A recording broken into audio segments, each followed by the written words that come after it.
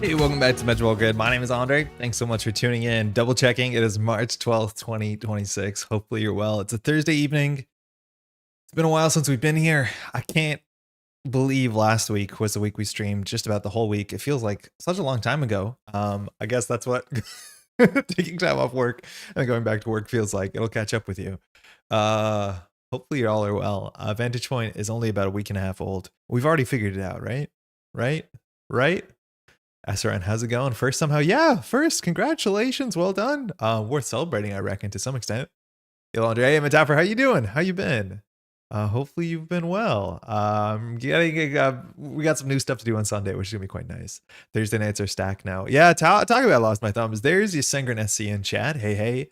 I was not able to watch into the show. I'll definitely listen in. I was able to watch the inaugural show, or listen to more accurately, last week. For those who don't know, Jeff and Safer have been doing kind of a call-in show. Starts around 7:30 Eastern on Thursdays, so it kind of ends right before this does. But if you want to get more Netrunner in on your Thursday night. Yo, Jake, how's it going? How you doing? How's your Friday? Haven't caught the start of a stream in a while. VP hot takes or saving from the tier list? Yeah, Jeff and I are a bit behind the stream, a tier list thing. I think a lot of other people have beaten us to the market. Now that doesn't stress us. It doesn't stress me out. I can't speak for Jeff because I know we have that. We have the right takes. Jeff and I might record this weekend. I need to confirm with Jeff. And it usually takes us about a week or two. Normally we film on like the first weekend. This is the slowest it's been in a minute, which is just fine. That's how it is. Life got a bit more complicated, but we'll have that video out hopefully in the near future. I think most of my hot takes, like I think I've spoken a lot about what I think about some of these cards. I don't know if there's anything that you're going to see that you'll be super surprised about. It's more fun when Jeff and I disagree on things, so I think I'll leave it for that. But it's a really weird set. I think that's the biggest thing, is understanding how strange the set is.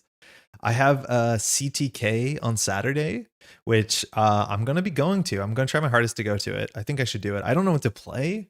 I think there's a lot of good options. I just have no idea what the meta formalize is like. I'm worried that I'm just going to end up playing like criminal value slop, like just good old Vic where you clear 2 tags once. Shout out to the Vic deck, mind you, we played on stream on Friday on our final stream. It is like very clearly so easy and so smooth to play, and I can't believe for a second we put a Valentina in there. There is no shot you wanted to put a Valentina in this deck. There were games where we cleared 2 tags. Why is this worth a deck slot? I don't think so. There's some interesting what's it called, Vic lists that have been posted since, and we can talk about them. But yeah, this deck is just really quite good. And then how you spend the influence is interesting. I think we were playing a leech in this version. We had a Fencer Fueno in the other version, and I think Dreamnet's functionally our Fencer Fueno, right? So maybe we don't need it. Excuse me, our tier list has introduced new technology. Bait tier.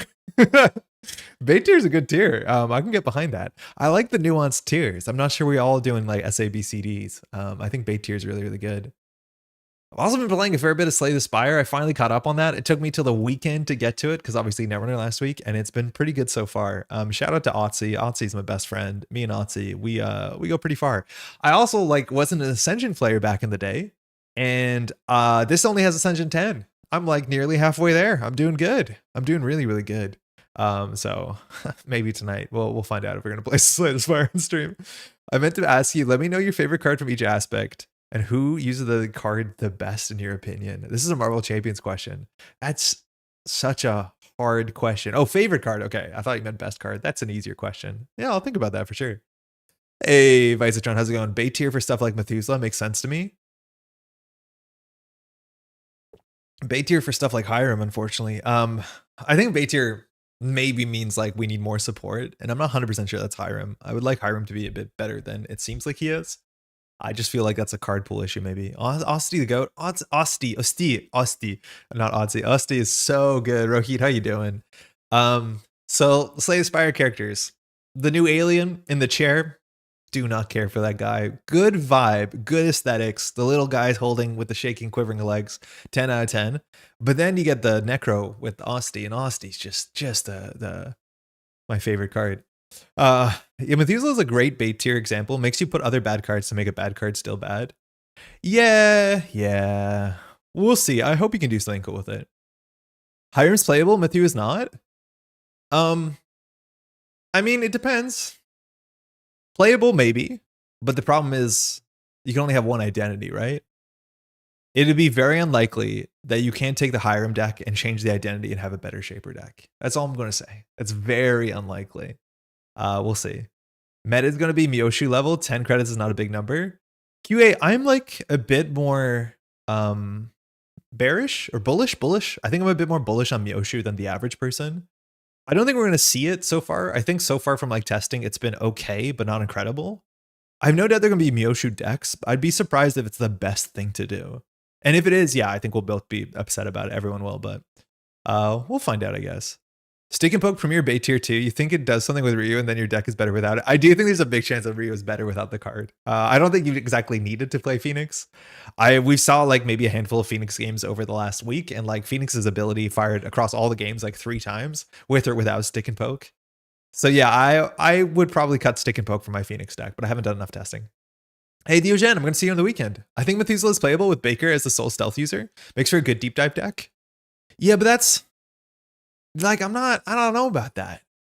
Because firstly, seeing the top of the deck, if you're playing Hiram, which you didn't say you are, but if you're playing Hiram, seeing the top of the deck is not super necessary if you're already a deep dive deck. Baker's nice with deep dive, that's for sure. I don't know if it's necessary, but it seems that it's quite nice. Baker only needs 1 stealth credit per turn, so Mantle? Yeah, that's what I think. It's like, you can play a better Shaper console, and then you can play Mantle. Or even you can play Touchstone if you really want to, and play Onicom. Like, the issue is like the cards that we're all describing are all not bad cards. It's just they all have limited slots, right? Yeah, bearish is what I think I want to be. Bullish is good. Bearish is not good. I don't know how the stock market works. Hey, Daria, I believe Matthew's playable. It's stiff competition if it is playable, and I do not know if we have enough hardware to support it. Stick and Poke is great if you use Take a Dive. I don't know if you need to. I'm not convinced you need to. I think they're like Central Ice usually has subroutines that you can let fire. Like by definition, Central Ice is the ice that you don't put, like they teach you this in System Gateway, right? That's the server you don't put the Palisade on, right? So it shouldn't be that hard to take a dive, right? Like, let's look at Corp decks. Try the new search for more powerful search options. What's this? What is this? I'll come back to this. That's interesting. A lot of sparkles. Like, let's look at the sort of decks that you're expecting to see. I'm assuming this is just Glacier. Yeah, just Glacier, right? Like all of these ice on centrals, you can let a subroutine fire. Bow 2, yeah, maybe. That one's a bit tricky. Fly Swatter, you can't. Knowledge Seeker, you 100% can. Vampire Nassau, you 100% can. Cloud Eater, you kind of can. You try not to. Empiricist, you can take 2 net damage if you want to. You can let them draw a card. Like, you can let subroutines fire. I don't know if you need to put cards in your deck to make it happen. Most decks, you can let it fire. I don't think it's super necessary. If you want to feed Baker, play Talker or Touchstone if you really want to. Yeah, that's the way I see it. I think there's better ways to generate stealth. My hot take is Take a Dive is way harder to land than it looks. I think it's going to be the card that's in your hand for a bit. Because like the problem with it is you can't just play it. Because they have to first res the ice on centrals. You need to be able to afford to do it. You need to be able to break the ice on centrals. Like Mining Accident was so easy because you could play it on turn 1, right? Like they acid spammed, you forced them to res an ice, you ran archives, you could play Mining Accident. This one actually is a lot easier. I think Take a Dive is a weird thing because you want to play 3 of them, which is probably not correct. But yeah, I think the situation for this to line up is actually a bit harder because it requires the corporation to do a couple things. I could see that. I could see that being true. I tried to Take a Dive and then forced to face the corp with Punishing Ice. I really wish for a Stick and Poke. I don't like. I'm gonna tell you this, Diogen, which is gonna be really funny. Like, you could just let the subroutines fire. I'm pretty sure. I don't know if it's that bad. We'll find out. We'll find out. The problem with Take a Dive is the archetype for it doesn't exist. The card itself is fine. I don't know what the archetype that this would support is. Like, I'm assuming it's just Reg Anarch. And I think the hardest thing for me right now is figuring out what Anarch Breaker Suite you want to play. Because unless you're playing an Audrey package, it just seems by default like, oh, you're importing the most boring ice suite possible. Right? Like Echelon, Buzzsaw, maybe Rising Tide. Unless you're playing something weird like Begamut or Audrey. And then you're probably playing the Tungsten Tailor, which is just totally a good to find card. And this seems so strange that the faction that's meant to be like punk rock, anarchic, interesting, nothing to like, you know, reason is playing the most boring, functional, like value pilled Breaker Suite. That like just doesn't sit with me really well. I think that's what I've seen early, and that might just be an early, early meta thing. Take a Dive should have been with Ryu on instead of Lu. Hot take. I think that's a pretty cold take. I don't know why Lu's on this one. I think a lot of people have opinions on this art. I think I like it more than the average person, but yeah, this art has been confusing a lot of people for sure. Reg Anarch is great, but I'm not playing Tad in it. Hey, okay, Pat, how's it going? Welcome to stream. Anarch 2 Reg, ban all Anarch cards that say gain credits. Yeah, make them, you know, let them just throw their steel skins away or whatever. Oh, that says gain credits. This page uses the new search syntax to enable new features and offer a faster search experience. The old search experience is still available. If you love this experience, you can set it to your default by using the new version NetrunnerDB Search functionality in your account profile and saving. Results default to only displaying the latest printings for cards. Select any printing to display the earlier printings. What is this? Is it because each core set runner got a card? Yo, Cold Lava, how's it going? I think it is. We had a Dow card, we had a Zaya card, and I'm assuming this had to be the Lu card. What did Zaya get? Zaya's on Scapegoat. New search syntax. I really like the search syntax. What's the difference here? The new search syntax supports richer search operations and more functionality with existing NRDB search. Search query for series one or more conditions separated by one or more white spaces, which acts as an implicit and or explicit conjunction. So you can just put a bunch of conditions together. Technically, you used to be able to do that, but you had to pipe them, I think. You had to do like a bar. Multiple values for given terms. No, that was only if there's multiple values for the given term. So like text, yeah, this used to work. This doesn't seem different to me. Condition must be some or all of the name of a card over search criteria. So you don't have to do, so sorry, street is the cards with the name, X, this is the same, isn't it? What's the difference here? Negation operators, we had these. Hey, why is this new? Is this new? None of this seems new. Wait, why is this different? These are all things that I knew you could do before. Sure gamble. Oh, cool. So it shows you a list. That's neat. Let's just write the word cat. So you have a whole bunch of different things. That's nice. It's faster. And I think that's a big thing. Like NetrunnerDB 2 was shown off like many moons ago. I'm not exactly sure where we are on that kind of pipeline, but it was meant to be like really, really much faster. And they were showing card searching at this kind of speed, which is kind of cool. Like if you do that cat search here, like it takes a bit, I guess. This is a fair bit faster, it seems. I think it's using the 3.0 API in the backend, which probably allows you to also search by like number of subroutines. Oh, so they're just like new search operators. It's like not the logic. It's just like the actual, yeah, operators, right? Number of subroutines? What? Gain subroutine boolean has global penalty? What the heck is this global penalty? Oh, it's an eternal thing? Wait, what is this? Standard ban list? Okay, so there's just a lot more search operators. Interrupt. Boolean. Does the card have an interrupt? Wait, how do I search this? Do I just do interrupt bracket true? There's no way. No, I have obviously no idea how that actually works. Is banned array? Why would it be an array? Oh, because it's all the banned cards from a format. Okay, so I think it's just this. I think it's just this.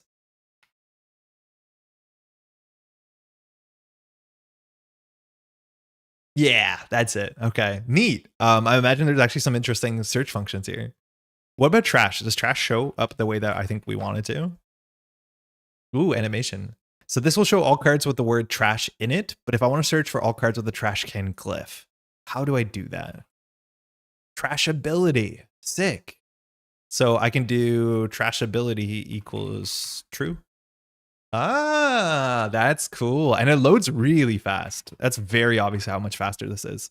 A Z standard apparently is not it. I assumed that's how it would be. So how do you search standard? Format? Format. So it's not Z standard, it's format standard. Okay, so this is new. It used to not be like that. Oh, that's kind of cool. Wait, no, but Abigail's not in standard. What's going on here? Something's wrong. I don't know what I'm doing. Playing my first ever event in like over a year on Saturday. I'm binging your recent streams to try to figure out what I want to play. Yo, okay, Ben, let me know if you figure something out. I have no great idea. I have good ideas. I don't have great ideas. And I think we're at the point where somebody can show up with a great idea. And especially because of surprise factor on the corp side, you can definitely get away with something, which is pretty cool. Yeah, the standard checker seems to be broken. That does look broken, but everything else looks pretty cool. I do like new search, yay for more searchable terms. Yeah, searchable terms is good. All right, I guess we have to do the deck list of the week. This deck list of the week is like not particularly a deck list I think we want to play. This is Utadi's list, which is basically just farming for more card slots. This was posted before the set came out. It doesn't look particularly like it does and much. I guess it's stick and poke shaper, with all due respect, Utati. So the idea is we can add extra subroutines just so that we can airblade the subroutines so we can play take a dive. I mean, yeah, I guess this feels like a lot of options, a lot of steps to do something. We have Coalescence Muse and Knickknack, so that's fine. We spend 6 influence on stick and poke and 9 on take a dive. Is that correct? No, 8 on take a dive, excuse me. That makes way more sense. We have Rejig because we're a Pantograph deck. I don't understand that. I guess you can just play the Coalescence again, or like refresh your, your Euler or Gauss. That seems a bit better. I don't know if Deep Dive was unbanned before this list got posted, but this doesn't look like it's going to be the best thing we can do, but I guess we're legally obliged to do it. Also, 2 Cataloger in Hiram. I don't know if you need to play any multi-axis in Hiram. I think that's kind of the idea, is don't play multi-axis in Hiram. Notably, too, we're playing none of the stealth cards, which I think is like totally legit. I don't think you have to play stealth in Hiram as long as you play enough hardware. My guess is this is not enough hardware. And also, if you're not playing Methuselah, it's harder for you to trash your hardware. So like if we want the second Pantograph to fire, we have to install it. Taking net damage doesn't work because we didn't trash it. The Corp trashed it. So like we actually have to install the card. I think the cool thing about Cataloger is that if you run R&D, when you see there's an agenda, you can use the Pantograph and install the Cataloger and then see another agenda and just hit the button. Not playing multi-axis this year feels like bait. I mean, there's some truth to that for sure. I do think I'd rather play like Cupulation and have R&D multi-axis be Cataloger. But this deck just being 2 Catalogers on Hiram doesn't kind of do it. S&P can trash hardware? What's S&P? Oh, stick and poke. No, it can't. It can't. Because the net damage is done by the corporation, so you don't technically trash it, right? Because Hiram says when you install or trash, and net damage is the corporation trashing. I don't think stick and poke works. I think if you pay the deck slots increase fee, you can skip the list. I mean, we'll play one of it, I guess. But yeah, this doesn't look like a serious deck. I don't think it was. I simply Airblade is more complicated DreamNet, quite original. I mean, more complicated DreamNet, quite original is such a good sentence. I wouldn't even call it I guess it is a more complicated DreamNet. That's really, really, really funny. Yeah, Laura, the only way to fire Hiram is by hitting a card that allows you to do damage to yourself. So like currently it's only Samaxamon. That's the one interaction where you can take net damage and fire your ability. Because this is the runner suffers 3 net damage, which is distinct from the corporation doing damage. So yeah, I'm coming around to Catalog and Hiram. You can feign an agenda and force a spin shuffle to get the Cataloger value. I mean, that feels like so many slots. I do think with Hiram, you have to like force the spin down. So like that's something you're going to do anyways. Methuselah works because Hiram can trash a hardware from hand. Wait, sorry? No, I think Methuselah is a good interaction point from Hiram. But like, I would argue to some extent, you could even maybe play Methuselah and not play stealth and just have it as a 2-credit econ card you can use while running. Like, I don't think you have to play stealth. And I think a lot of people are tackling this set the way that they tackled other sets, which is like, oh, I'm going to play all the cards together. And it doesn't always work out the same way other sets did. Let's give this a shot, Utati. You'll get your deck list slots or whatever. Runner deck. Oh, I guess we could have imported from URL. Yeah. I think this still works, right? Does the deck have enough money? We have Creative, we have Sure Gamble, we have a Telework. Cast and Knickknack? Yeah, we probably do. We just have to get really lucky. With only 12 hardware, like Hiram's not going to fire that much. Silent Chip's also really awkward because sometimes the turn that you install, it's the turn you use it, which is 2 fires in the same turn. That's not perfect. So you have to be a bit careful here. But like the cards are, I was going to say all individually good, but 3 Airblades on a unique card is, I would say, a bit much. You don't need that in your opening hand. Obviously, the deck is doing its own thing. All right, let's give it a shot. Hey, Brendan, how's it going? How's your week? Hey, Gyro as well. Hopefully you've been well. Feels like such a long time since we've been last streaming. I can't believe it's only been like 6 days. I guess that's just like the sort of, getting off the horse for a moment. Spark Titan. Melias. Okay, I don't have too much Melias.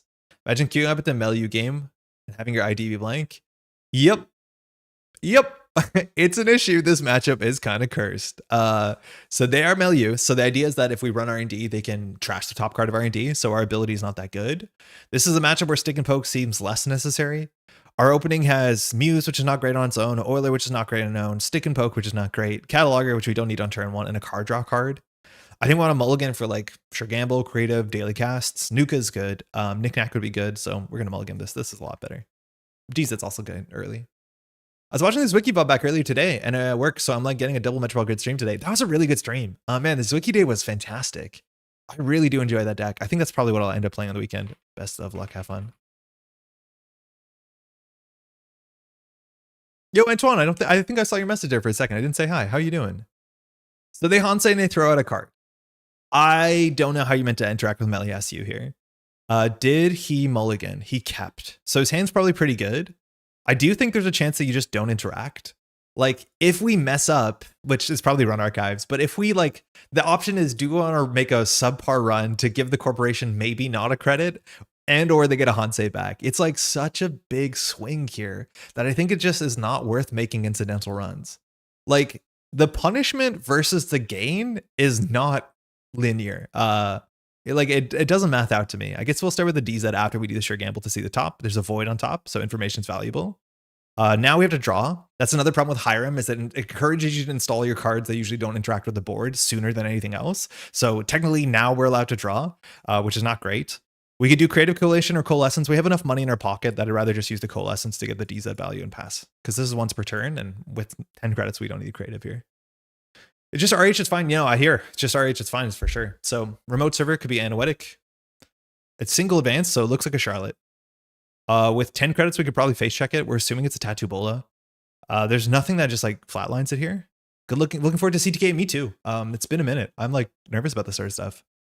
So Wiki ended up being the funnest spooky noises. Wiki is always the most fun. It's like no matter what you do, Wiki is the most fun. Let's see something more expensive. Vampirnasa. Okay, so we'll trade a Charlotte for this. We can't do anything about it. We'd love to keep the creative. We did. We technically died. This is a Fuji, but we'll take it. Okay, we dealt with the Charlotte. That's important because our economy's not super consistent. And then we'll just continue to set up. That's really good with the first run of turn, so we don't need to show this. What you can do technically is run archives and jack out, so Meliasu doesn't flip if you think that's what you need to be doing. We have a Muse, which is not super valuable, so I honestly don't think we need to play the creative here. We're not going to be like pinched for money. I think drawing is more important, especially because I'm assuming the deck has 3 rituals. This deck has no rituals. Oh, okay. We'll draw. I think actually Ritual got a bit better in this meta because the LEO decks are playing that Caveat Emptor, and giving yourself a 4-click draw on like turn 1 is actually kind of sick. I don't know if you always Caveat Emptor for 5 credits on turn 1. I think you do.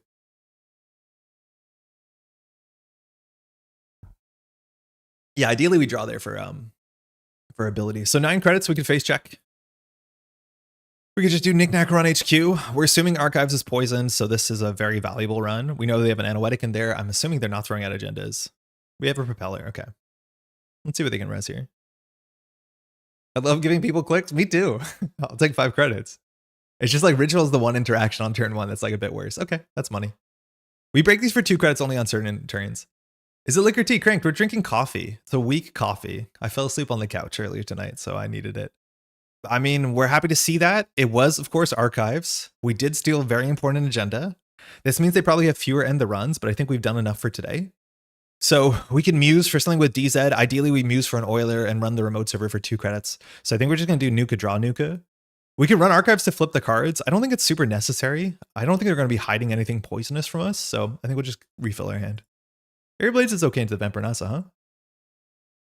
You should run Archives now? I don't know why. Like, what would be an Archives that's worth seeing? You think they were a Genesis deck? Because they had the Sisyphus in hand. I could see being worth it just to have more information on the picture, but yeah, maybe this is a Regenesis play. I don't know. Maybe we should run Archives. I think they'd put it on Archives no matter what, though, so I'm not 100% sure. Okay, so this looks like it's Anoetic. If we wanted to, we could do Sure Gamble Muse for an Oiler, and then we just run this for 2 credits a pop. We have to do with Anoetic up to 3 times.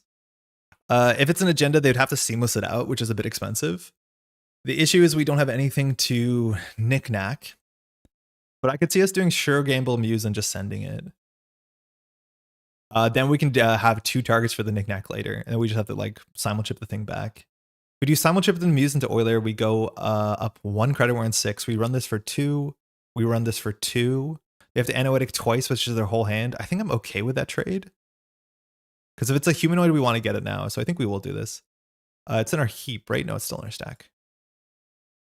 That was our mulligan. So this is really good for the turn it comes down. Because we break Vampirnasa for 2 credits. We sell it immediately. Do you have to run the remote? Maybe just gamble Muse for Leaf and just get the engine going? I don't think I mind running this down, because if it's a La Costa Charlotte, we shut that down. If it's a humanoid, we shut that down. If it's an agenda, we shut that down, and they have to fire Anoetic. I guess we'll break all of them, okay. I mean, this might be a bit too aggressive. I'm more of a criminal and anarch player. Yeah, you see, now they're paying for this, which is actually really expensive. So now if we do it one more time, they have to dump their whole hand to protect whatever this is, and then next turn we can just run it back. Admittedly, it'd be a bit more expensive. We just have to break the draw subroutine. So this has to be an agenda in it. And we knew they had Anoetic, so okay, I'll break all of it.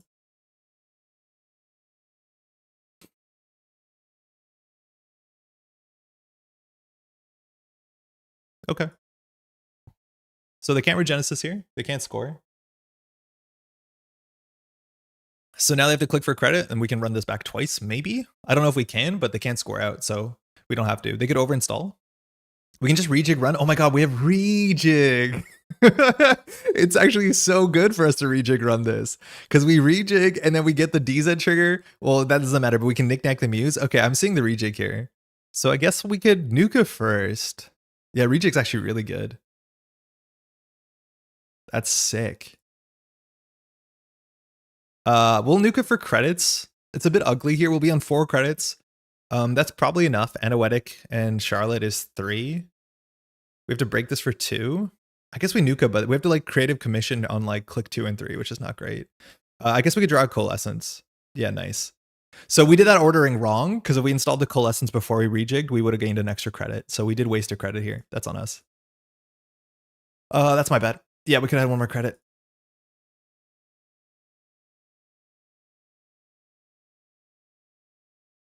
Yeah, we should have done the order better. It might matter. Rejig is underrated, especially in Muse Leaf Knickknack world. I'm not 100% sure. This is Regenesis, so yeah, checking archives was probably worth something. This is a ganked. It was actually more expensive for us to trash the ganked, but they're firing it. That's strange. In theory, it's more expensive when we trash it. So we'll break it.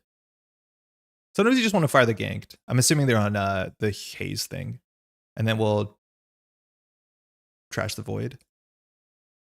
And we'll go from there.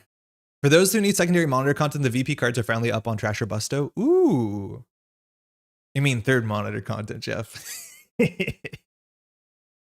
All right, so now running archives makes sense. This could be a spin doctor.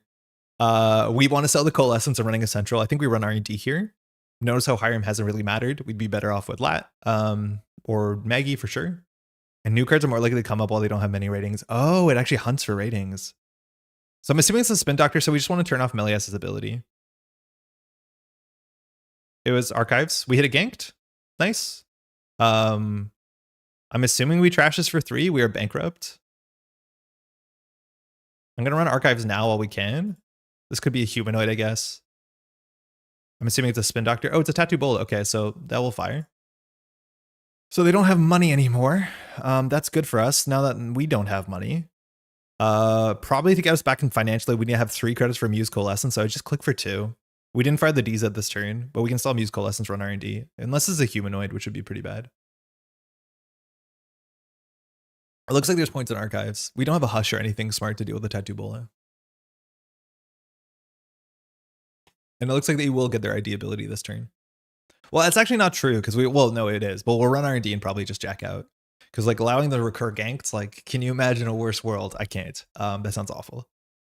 If we do the Muse for Coalescence, that's our second Muse out, which puts us further away from Muse into Oiler, which seems pretty good. Hey, Cror, how's your week been?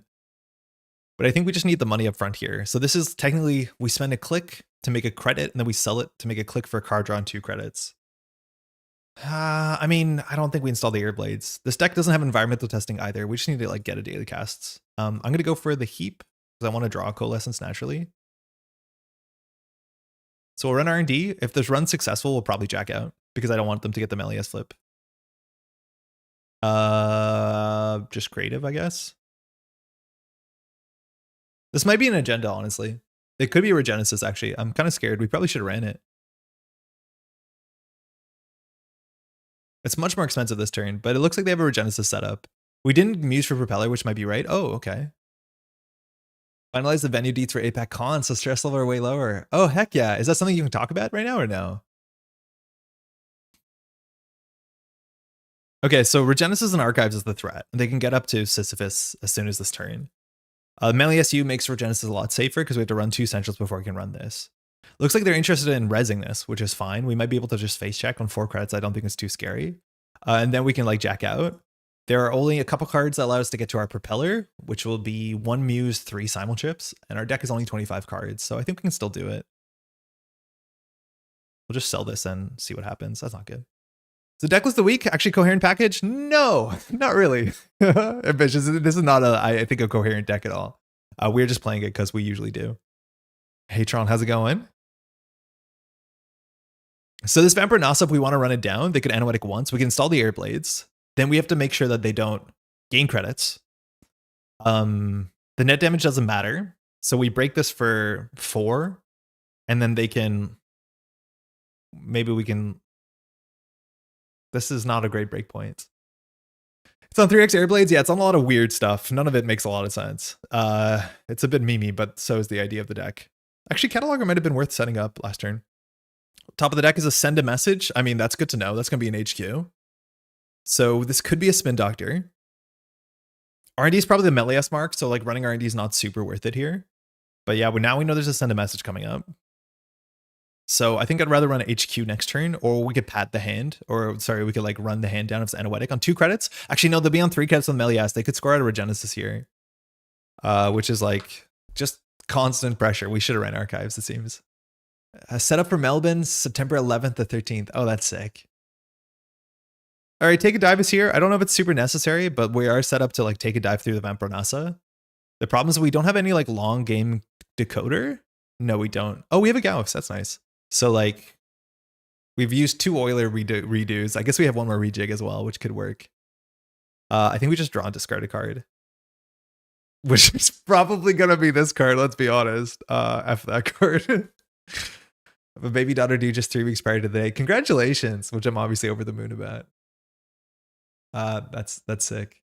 Let's see if they score Regenesis and bankrupt themselves. That'll make the Vampire Nasa way worse for us to deal with. We have to watch out that there can be a ganked on the server. Okay, Send a Message in hand.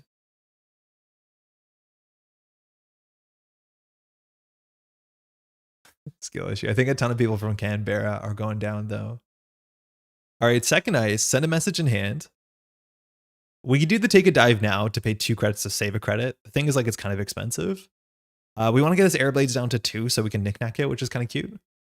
Hate Steak and Poke, so we discarded over the second KK. Yeah, imagine our KK gets trash. Then the game falls apart. This is for what it's worth, the second Stick and Poke, but we're never going to install it. In theory, installing it just to like send it to knick-knack doesn't even make sense. Oh, that's really good, actually. So I think we just run HQ 4 times here. Yeah, I think we just run HQ. Oh, no. Do we think the agenda is going anywhere? Because we could run HQ twice here.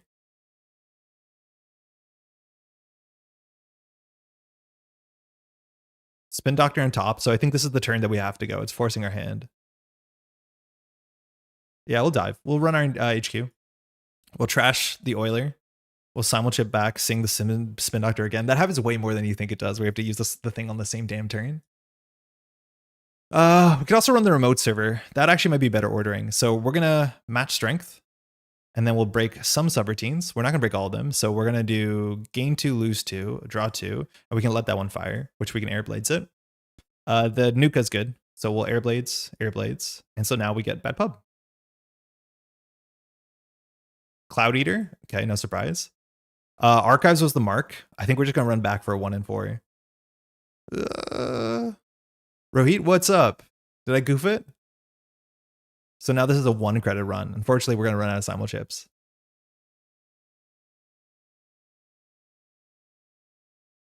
Give it to me. Mine. Let's see what they res. Cloud Eater doesn't have active text here. But if they're Cloud Eater ganked, Empiricist on R&D, that's fine. We only make 1 run R&D. So still could be Regenesis here. They're prioritizing protecting Archives. So be it. We know they have a Spin Doctor in hand, a Cloud Eater in hand. Information is kind of valuable. That's a spin. We have to run that down before Hiram, before we install another hardware. Okay, so we want to do Spin Doctor. And at this point, I don't think it matters what we do. Are we going to sell the Euler? I don't think we are. I think we're going to sell the Airblades, right? Charlotte's on top. Okay, good to know. 3rd Airblade. Spin Doctor will get shuffled, so we don't know the top of R&D. We can find out in a second with the Airblades. We have no way to install cards during a run, so the bad publicity is only, bad publicity. This is broken for 2, 4, 6 with Euler. We technically break it for 5. We're really incentivized to run R&D. Oh, they left the game. I'm assuming they disconnected. Or they shuffled that Spin Doctor so hard, they're out of the game. Good, they're back. All right. So if they score Regenesis, like the Tattoo Bola server is not particularly good for the Regenesis. Oh, no, it's the first, not the outermost, it's the first ice. Yeah, so that actually does suck. Empiricist, you can't tank. We actually have to break the subroutine because interacting with the top of R&D. Yeah, it doesn't work well for us. And the problem with Empiricist is that they can put a ganked on top of the deck. They shuffled Charlotte, an unseen card. That might be the Regenesis play. We don't really have much to do here. We could like install the Airblades for info. They didn't draw the Charlotte. We can install the Nuka and just click for a credit. Like that might be fine. At some point they might pop off with a Regenesis, which is frightening, but there's not much we can do about it because we don't have like SMC or ways to get our breakers consistently. Knowledge Seekers on top, that's fine. We break it for annoying actually. It's a lot of credits. I think we just take a credit here. It might have been fine just to draw. Uh-oh.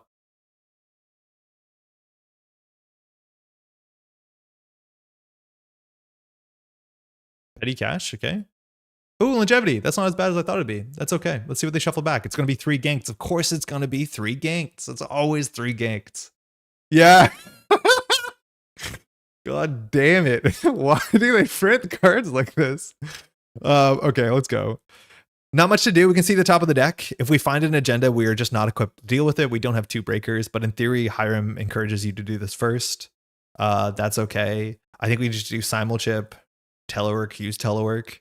That puts us down to 6 cards. We can throw out a knickknack. We don't need a gamble. We just need to work on the Telework every turn. Regenesis is on the top of the deck. That does win us the game if we can get there. The problem is Empiricist we can't break. Tattoo Bola we can't break. We're short 1 breaker solution. So that's going to go into HQ next turn and probably straight into the remote server. The information's bad when you can't work with the information and it just frustrates you. We know their hand is Knowledge Seeker, Big Snake, and that's all we know. I think we'll do Telework. Like it's slower than just doing Sure Gamble, but I think that's fine. And obviously there's some sort of seemingly defensive upgrade in the remote server. Sorry to keep up when you haven't kept up with the cards. Oh, Black Mick, awesome. We're trying to make it as easy as possible. Welcome back if it's been a while. So that's probably the Regenesis. We know nothing else in their hand. The Charlotte was shuffled. So either we have to run server 1 or run archives. If we run archives, we have to run HQ after. So we have to decide what to run. I think we can do Sure Gamble, Telework, run this, and if it fails, we can run archives. They pre-advance, which makes it look like a Charlotte, but we're pretty sure we know they don't have a Charlotte.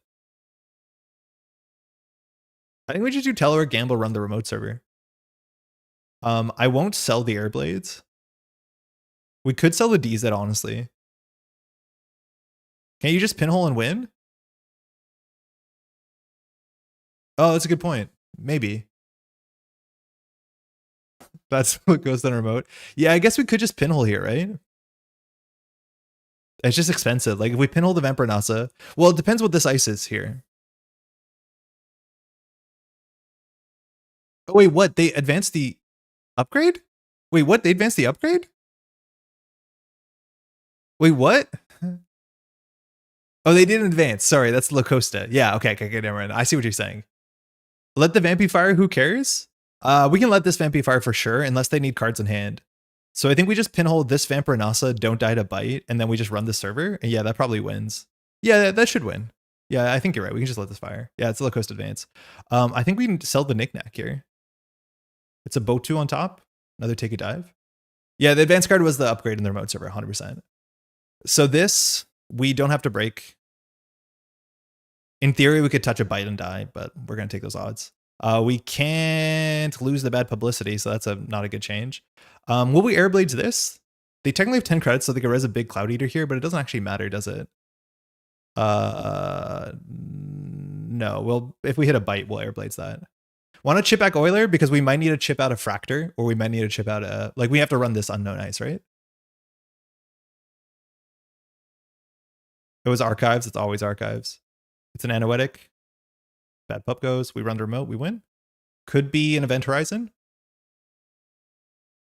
It's a pinhole. Are you dying to bite? Good point. So what gets us here?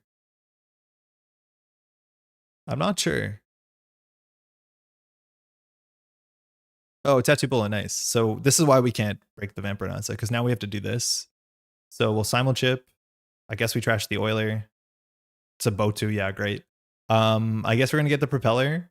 We in theory could go for a higher high and go for Muse into propeller, or Muse into not propeller, but Muse into the other one. It is slightly more expensive, but it means we can sell it twice.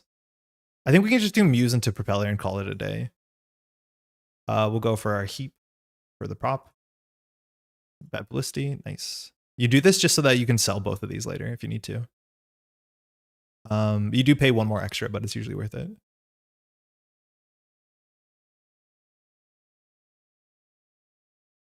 I was talking about this bite. This is a Fujira bite.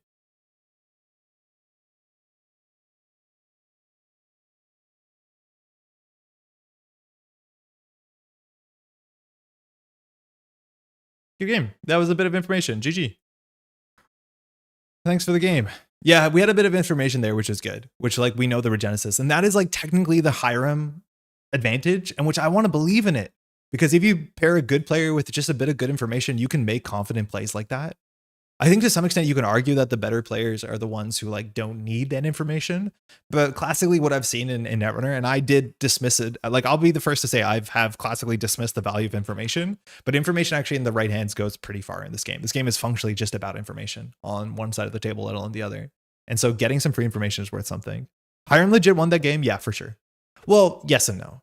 Hiram definitely did win the game, but I think the pressure we would have had by playing another shaper would have also won the game eventually in a different way. But yeah, the information is actually quite valuable. That being said, like how many times did we fire Hiram? Like meaningfully, like 4 times? Was it enough? Yeah, it might have been. A good corp can also manipulate you based on your info. That is something I haven't seen yet. And I'm so excited to see at top tables where the known information, like imagine that was we saw the agenda and our opponent knows we see the agenda and then you just like jam a bite in the remote server. We would have survived because of the air blades, but like that is the most extreme, you know, like example of that because we're talking about bite versus agenda. But if you know what I mean, like seeing people use that information to their benefit. Yeah, I'll install gank to the remote. Exactly. The gank to the remote would have been okay because of the air blades, but it's fun. You're telling me Utati's deck works? Utati's deck has breakers, economy, and central pressure. It definitely works. Is it, do you need to be spending, you know, 14 influence on those 4 cards? Probably not. But yeah, it works. What we, you know, would have been better than all that slots, like a Chezwa? Mostly, but you know, not the most common card you see. Ganked is a really easy card to allow you to like misplay. That's great to kind of get your opponent out. Anyways, shout out to, I guess we have to do this so we get slots. I think that's how it works. I'm not sure how NetrunnerDB works, but good game.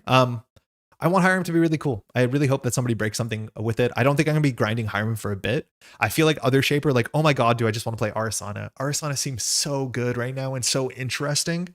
Like as soon as I played that one game against Pat and I like scuffed the first couple turns, I had a very obvious like epiphany of like, oh wait, there's some really cool play patterns you can do now that capitalize on the opponent not rezzing and they feel so aggressive and so interesting. So I'm unfortunately think I'm gonna play way more Arasana in the near future than Hiram. And we'll see how bad Deep Dive is. I think that's going to get me annoyed at some point. All right, I think we're going to look at some deck lists before we build our own because folks are posting some of their deck lists. There is this list. So if you don't know, this last weekend, it feels like so long ago. This was streamed on Axie's channel. If you search Axie Netrunner, you'll get there. I'll link it once the video is wrapped up on the VOD. But there was this show match between Tiebreakers and EA Sports, which if you're not familiar are 2 testing teams that usually do these sort of show matches. And there was, I don't know if it was 6 or 8 players, but everybody built decks. Show matches are kind of fun because you definitely want to win to some extent, but people also want to show off some weirder stuff. A lot of this is like what you expect, you know, competitive players to build out of the new set. I don't think we saw anything that's too wildly left field, but you can watch it. There's some fun games. There's some pretty wild stomps and stuff like that, as it usually can happen. The one list from this that I think got published that is on the NetrunnerDB is this page. And this is like definitely a very interesting Vic list, a Vippy list. And it is leaning into the tags way more than I think you need to. And I'm not like, this is the sort of list I think I need to play more. This sort of package is fascinating. This seems like you really want to make Vic do something. And I'm in the camp where like, I don't know if you need Vic to do something. I think Vic's text being digital is just good enough, but it kind of incentivizes you to play some tag cards. I just don't know if the tag cards are worth the influence. So these are very interesting choices. It was 4 each side, only 1 faction repeat. Yeah, that makes sense. And I think all lists got published, or at least they were supposed to be. This is the only one that I could easily find. I could easily find this one. The egg is definitely left field. Oh, I was pretty sure we are going to see that egg combo. I guess that's this combo here. So this one was also published. This did not do its thing on the stream. I do think Cold Lava, were you playing against this? Finding out what the package is.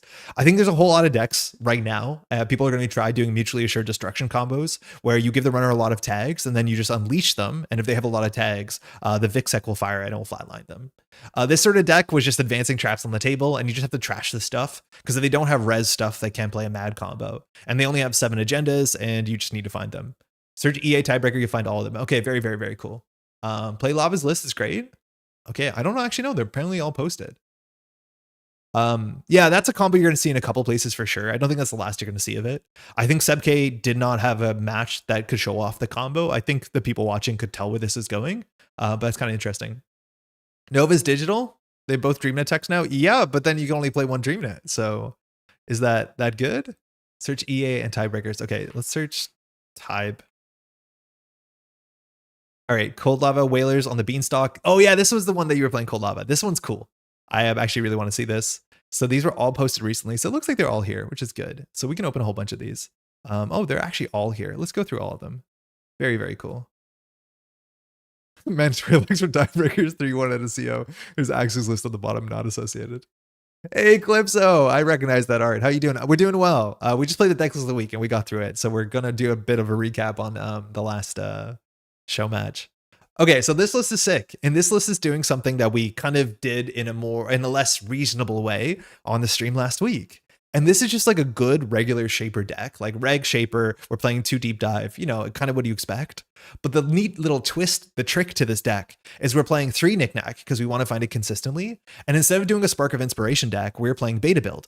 And the idea is that this deck has Orca. And so you can just beta build out an Orca. You have a 10 credit card on the table that you paid 7 credits for. And then as soon as the run initiates on beta build, which searches your deck for a program and installs it, you just go ahead and Knickknack it away. So you get 7 credits on a card draw.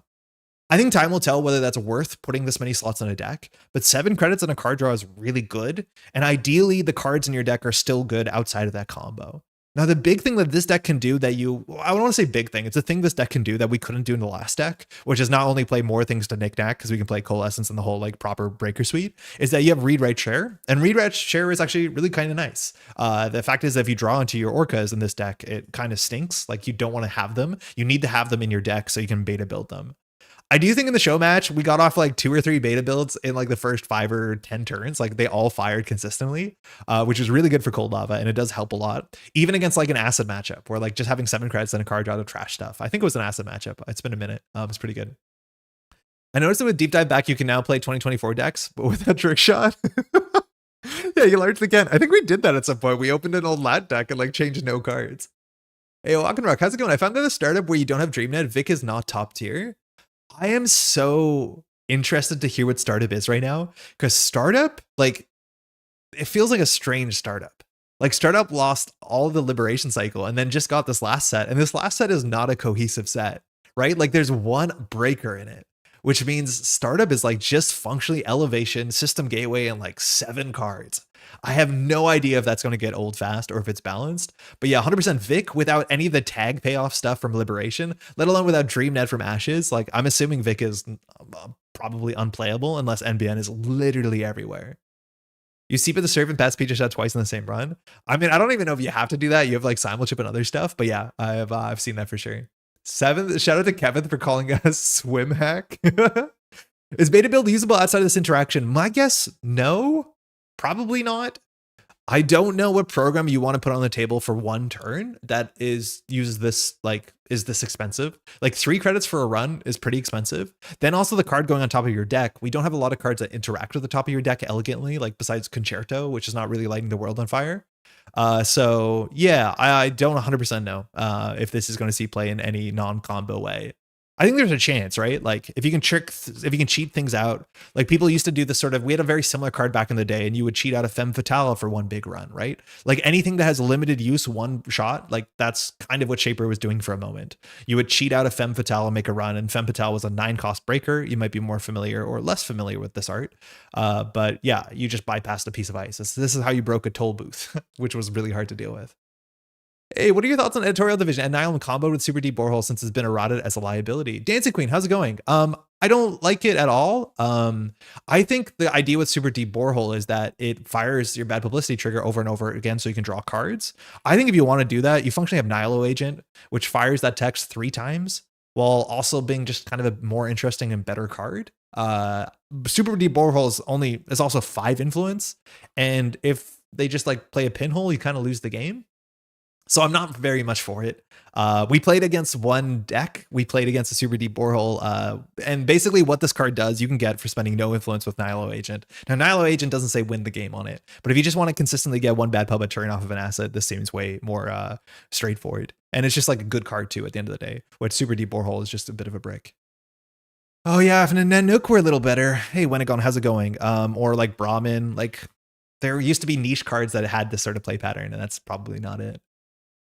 I'm curious if beta build Muse could do something in Ari. That's interesting. I'd be surprised. Beta build, does it say non-virus on it? Does it have that weird clause? Yeah, it says non-virus program. Those guardrails have been on cards for a long time.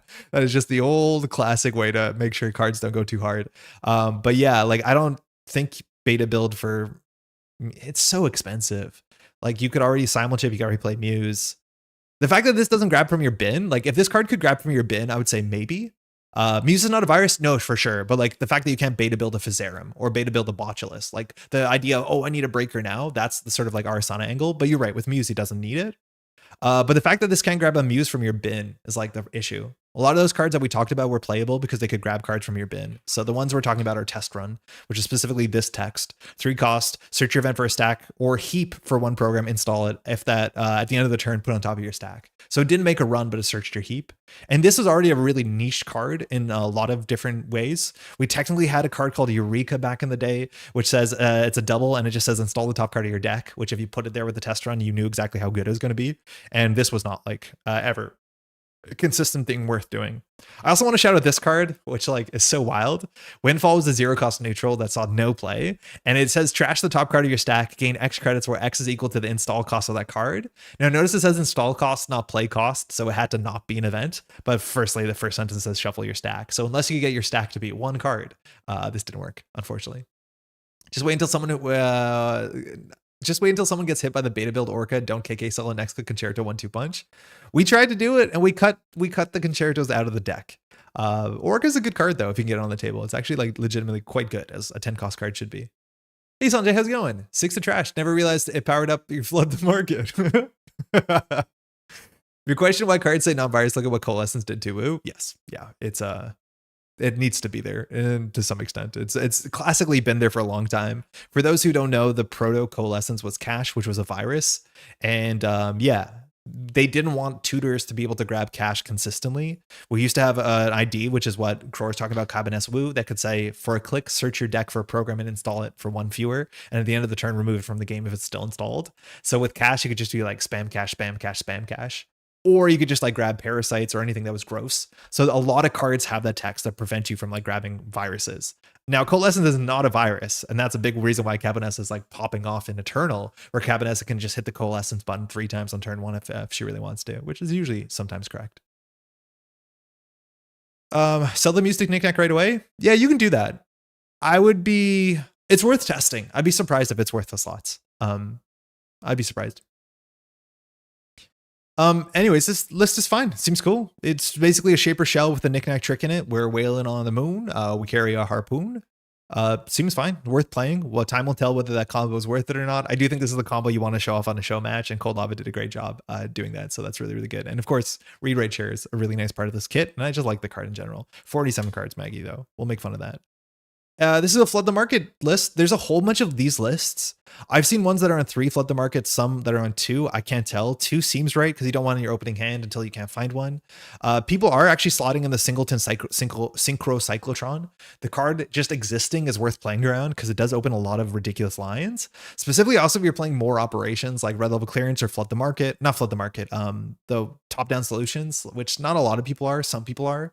But these sort of lists are what I think you're going to expect to have to play into at most casual events and CTKs over the next couple of weeks, districts or whatever, because this is a very good archetype. It gives a lot of agency to both sides of the table, and it's actually quite fun to play on the corp side. So I do think a lot of people are going to like this list, and it's skill intensive. It's interesting. You have a lot of cool decision points. I think this list is actually pretty sick. Shout out to 2 spin doctors, which is a nice way to make the influence make sense. This agenda suite also kind of sucks. I'm excited to see whether we're going to have the Midnight 3 Arcology versions of this, whether we're going to see the Perfect Recall versions of this. There's a lot of ways to like footgun the heck out of this, but Flood the Market is a card that's very clearly worth building a deck around.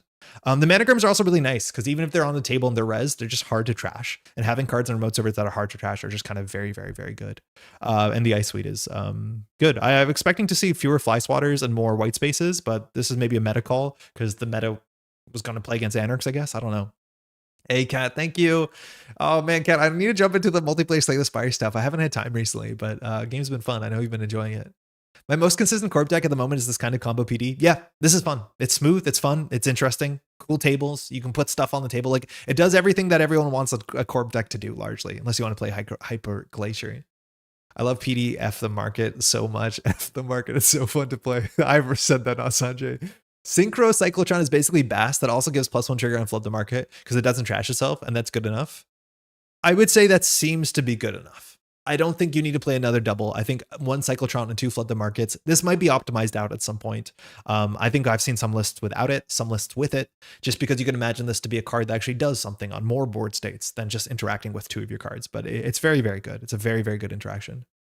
What are the copies of Warm Reception are going to derez? Nothing, because you're going to ice them up.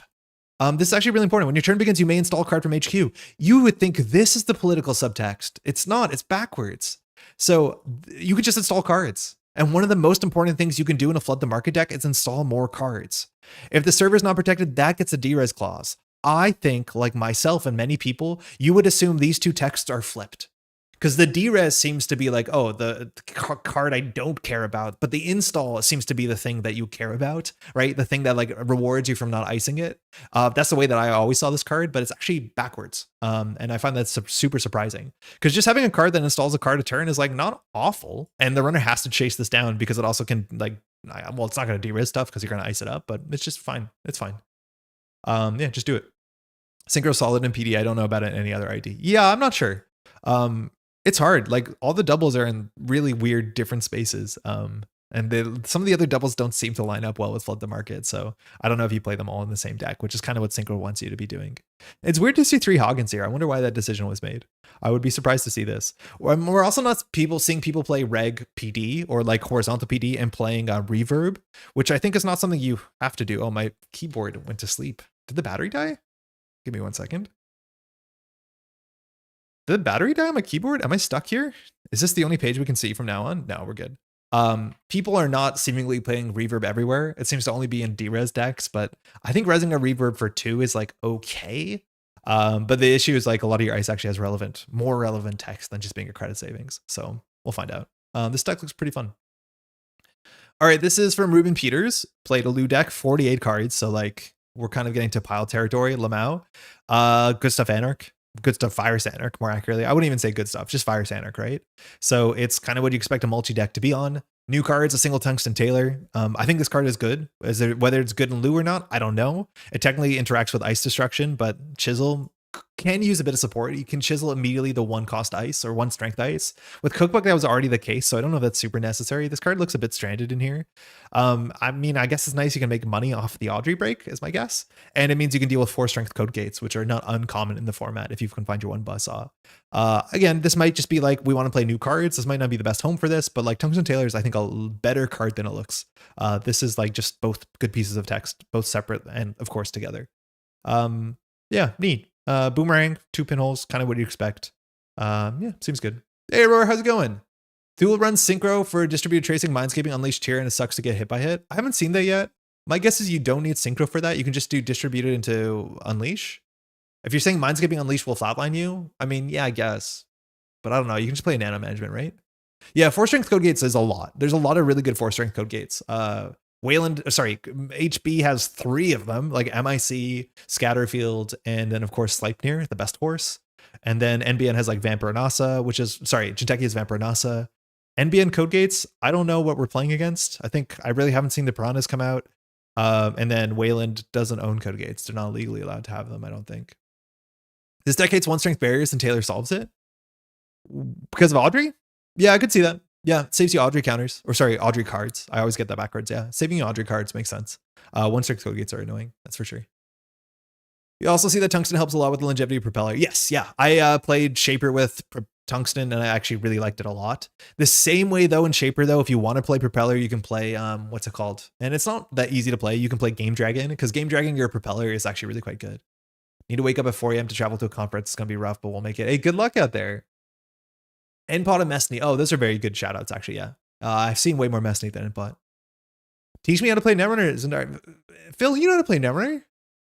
Do you want to do like, you want me to talk you through it the first couple of turns? I think you know how to do it. I've seen you play it. Have we played ever? We probably have. Tungsten, just a solid screen name. If anyone's getting to the community in a few months, it's a good name. It's a really, every part of this card is just absolutely so charming. Well done, NSG. Really, really cool. All right. Evil and intimidating horse. Yeah, shout out to the horse. This horse is kind of messed up. I do think the numbers on this make no sense. The math suggests that this card should cost somewhere between 5 and 6 credits. The fact that it cost 4 is straight nonsense. That being said, the more I played into this, the more you realize you can let some of those subroutines fire. Obviously, this subroutine really matters, but there are some board cases where you just don't care about this, and this is like, whatever. It doesn't actually matter. It does matter, but it's not the worst thing. So you can just botchless through this if you want to. Now, most ice you can, like Scatterfield is no different. Sleipnir is undercosted.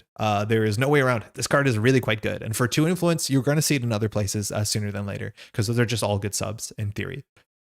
Is LEO. LEO is good. We'll figure out what LEO agenda suite you want, whether it's a Let Them Dream suite. I'm not 100% sure. People are playing Caveat Emptor, and rightfully so. It's really good in LEO. Both texts, turn 1, getting your liquidity up is always a problem. Having more playable transactions is really good, or operations, excuse me, is really good for humanoid. And then you have everything else you kind of want. This one's on Holoman, which I don't see all the time. I think that's kind of interesting. 2 seamless, 1 Holoman. Maybe if we have the money, maybe Caveat Emptor gives us the money. I don't 100% know. I don't get a Sleipnir horse. Hype horse seems good. Good code gate. It's Whoredom plus a sub. It is Whoredom plus a sub. But admittedly, the Whoredom subroutine, the first one doesn't like always matter. This is Whoredom plus a sub without Whoredom's text. It's just good. I think the numbers on it are too good. I don't know why they didn't want to make this 5. Weyland doesn't really have playable, or sorry, HB doesn't have like 5 cost ice. It's a interesting slot. Don't bring up the shark. Been playing Sleipnir and Rush PD and it feels so good. Yeah, it's just good text. It's really, really good. Probs, yeah. Probs, yeah, we haven't played, or we have played. Yeah, I think you're going to see some PD decks. I think you're going to see, Leo decks. Leo seems really good right now. Like a lot of the rigs are run based, and we had a really weird matchup in last stream where we were a Vic, and the remote server was literally just an MIC and an upgrade, and we could not run it. We had to run the server like 4 or 5 times. We just couldn't make it make sense. The biggest issue is our decoder is really bad at Shibboleth on like threat 6. But Melias City Luxury Line is not a small upgrade. It is the biggest upgrade. The fact that this takes a click to steal is such a big deal in the late game, where you can have LEO into MIC into like Banagarm if you're playing it, which this one isn't. That is just so strong. And then of course the fact that you can score this out and have a click left, which means you can jam the humanoid or the next agenda. Like, this is not a bit better. This is so much better. This is so much better than Ikwa in ways that this, like, it's just so good. This card is absurdly good. Not having stuff perfectly costed is good. I'm not complaining yet. I'll complain if this is everywhere. That's for sure. Maybe it costs 4 because of how hard it falls to Tungsten Buzzsaw. I don't know. Like, maybe. But I think at the end of the day, then we have to undercost all code gates, right? Like, if we're going to say it's only weak to this one breaker suite, but not everyone plays the breaker suite, I don't 100% understand, like, if we can balance the game around that. How's it going, by the way, Speed Racer? I found a lot of success on Zaya Event Swift because of the prevalence of luxury line. I think Shaper Swift is also a thing you're going to see with more deep dive. Yeah, this card's really good. It's a very, very strong card. It's going to matter a lot. All right, we talked a bit about this. It's the combo mutually assured destruction deck. I think this is going to be quintessentially like bad Netrunner. Like it is going to be not fun to watch, not fun to play against. I'm hoping it's not good. It does get beaten by a bit of tech, but the best thing you can do is just like trash things, because if they don't have res stuff and admittedly all their assets hurt, they will lose the game eventually. This was piloted well in 2 once the kind of the jig was up, and I think we saw the mutually assured destruction. So you need to find out what this is or not, because you will die to this and only this. That being said, it has Moonpool, and Moonpool is just terrifying. This interaction is just awful. The fact that they can have an Urtica Cipher on the table and then they can just Moonpool to put counters on it, and you can just die. Like you have to be prepared that every card can do 4 net damage to you on the table if the corporation has 3 credits. That is gross. That's fine. It'll be fine. Basilar, Synthclan, Deep Dive Essa. I think I've seen people try and do that. I think it's kind of hard to play Deep Dive because you can't keep it in your hand consistently, but the Polar Bear Swim. Undercosting code gates, ridiculous. What's next? Making 5 strength code gates that would cost 2 to res. Keep going. Keep going. And then you end up with your favorite. I tried my hardest not to bring this up during the exam talk, but it's like, classically, this sort of subroutine is not really relevant. This is 5 strength, 2 cost, but at the end of the day, you don't have to break the subroutine. You have to break the other ace. Anyways, keep that in mind. This is really good art. Also kind of reminds me of exam art. Very cool. All right, Whalers on the Beanstalk. EA Noir. Okay, we haven't talked about this. Are you kidding? Anger and Flush? Yeah, and Slot Machine. That was a lot of ashes for a minute. They all got banned out eventually. Not soon enough, maybe. So this is Vic. 5 strength, 2 cost. Did I say it backwards? So this is the Vic deck. I want to say that this deck, my vibes check is that this is too cute. The idea is that we're allowed to play tag removal stuff just because we're Vic. I don't totally buy that. Like Seb needs to take tags because Seb like has good value for tags. We don't have value for tags. Tag cards are just less bad with us. That's interesting. That's fine. I'm a big proponent of privilege access because it's just really good. And in theory, privilege access is just a bit cheaper for us to play in this list because clearing the tag is less bad. That being said, I don't think of recurring programs with this. It's probably that good. Like I'm assuming we need a compilation or even a Fizarum or something fun with this. I don't know if it's a saucy, because the only text we can usually use is we can use this as like panic. And I think the big part is that we have the price. So if we lose the wrong things, we can bring it back. But I don't know. This doesn't feel like it's worth the influence to me. Like it's really nice that you can practice and run and bring back like a daily cast on, you know, for 1 credit and then clear the tag. I just don't know if that's something you really need to be doing. It doesn't seem like something you need to be doing for sure. Now the price is cool, and we've never seen this in a criminal deck, and for obvious reasons. And so the idea is that you can now price a way to set up quicker, but if you're setting up quicker and you lose, say, a Kurapira or your only echelon, you can bring it back with Praxis. And I think there might be some truth to that. I would just say like, you know, play Nuka, probably. It's really nice when you price out a DreamNet or Daily Cast for free. Like, don't get me wrong, those are really good hits. But I could see this influence just being Nuka and then just playing, you know, other value cards. Because if you're saying Privilege Access is a value card, I'm assuming there's a better value piece that's less clunky, that doesn't take 2 clicks. But this is a really cool way to show Vic off. I'd be surprised if this ends up being like the thing, like, you know, people will optimize the fun out of the list, and this is definitely a fun list. So we'll see. Play Vic without DreamNet? I mean, I'd rather have fun. Slot Machine was way more balanced. It cost 3 to res. Slot Machine cost 3? Oh, I guess it did. It was 3, 3, 3, 3, 3. Engram was 2, huh? Praxis is cool, especially in Vic, but really only should be used as a 1F if you want to do 1X breakers. Yeah, I like it as a 1F as like a recursion panic piece. I like it if you have, you know, compilation or programs that actually recur themselves on their own. It's cool they can bring back a class act. It's cool they can bring back a DreamNet, or sorry, a daily cast. But I don't know if any of those feel like it's exactly worth the slot. Hey Mila, how's it going? Anyways, this is cool. I think if you want to do a Vic deck where you actually care more about Vic's text than a lot of the Vic decks that I know I've been seeing or playing, this is a really cool place to start. And it makes you feel clever because you're playing like some of the tag stuff, and the price is like a really fun card to play. So I could see this. Otherwise, it's just like a good Vic list, which is kind of what you want to be playing anyways. Very cool. Leech is good too. Works nice with Praxis. We've seen this. I think we've seen all of them, right? Have we missed anything? Oh yeah, cool. Hyper Ob. Of course, Cold Ob is playing this. It's good Ob. It has Hype Machine in it. Hell yeah. Hype Machine's a really good Ob card. For sure it is. Because you can grab this, and on the turn that you grab this, it should be free. Also, now we can play, and not some decks did, a lot of decks didn't. You can play 3 Maskarovkas. So when you crack, or sorry, envelopments. So when you crack the hype machine, you can get the Maskarovka. Envelopment. That's nice. And then when you score out the agenda, you can powers that be it back. I'm assuming there's like 2 or 3 more kickflips that I'm not super savvy with. It has a Malapert data vault, which is also kind of fun. If you have a click left, you can go grab the flagship the hype machine and install it. That's cute. Flagship is also a card that's like nice in what's it called, in OB, because of many reasons. You also have Event Horizon, which seems like it should be the most important. 3 Event Horizon, I'm assuming feels a lot worse than 3 Border Control did back in the day, because it's not a good card to jam your first card behind. That being said, they have to pay 3 credits to break it, which is not nothing. So it's like this weird space between a white space and like, well, and then the run, I guess. Also Sacrifice Zone Expansion. Also kind of nice to see this as a bit of a tempo card just to score out aggressively. And this is the sort of card that like you would happily rush behind an Envelopment, at least Oaktown Renovation is, or an early Border Control. And it's nice to have that kind of energy back. As much as if they install this behind an Event Horizon, will you pay 3 so they crack it to go get a 3-cost ice? I mean, maybe. We'll see. Price is also just wild with Daily Cast. Yeah, it seems really good with Daily Cast for sure. Is Praxis better than just Katurga? Probably not, but it's less influence and it helps you in your panic state. Katurga is like 3 or 4 influence. It was in 33 Celsius here today in March. What? Oh, wow. We had a ice storm this last week. We haven't had power today for most of the day. It's totally different. Hopefully you're all staying cool. What's on itinerary today? We're going to be playing some Reanimation Protocol. We're going to be building some Nuvem. I'm pretty sure is where we're going to end up. But yeah, hopefully you're staying cool. 1x Myoshu. I don't know if this actually came into play. I don't remember seeing it during the stream, but it's something you have to play around. Do the rules changes to N6 means you can pop Hype Machine with no other cards advance? Yep. Yeah, you can just pop this for fun, which like it's expensive, but you could pop this for fun and its cost will become 6. So you can just at instant speed go get an development if you want to. There's no other 5 costs that matter. Oh, shout out to there's a horse in here. There's a 4-cost ice in there. So that's sick. It's really nice to have that. This is really cool too, because when the envelopment pops and if they let the subroutine fire, let alone if you extract it, now you can get a 4-cost sentry that matters. And you can get a 4-cost code gate that matters. And I think that's pretty sick.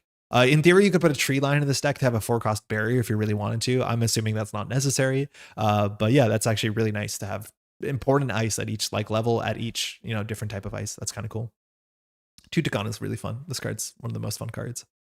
They tactically deploy Liga's art. Liga usually does 1 card per set. And the way that it's done, like, I'm not 100% sure what the decisions are, how the Liga art gets done, but each set has usually 1 like really important Liga art in it. Tukana was a while ago. Then, of course, we have Hollowman, who's not on this list. Was that the last one we saw? What was the Liga art from the last set? What was the Elevation Liga art? Was there an Elevation Liga art?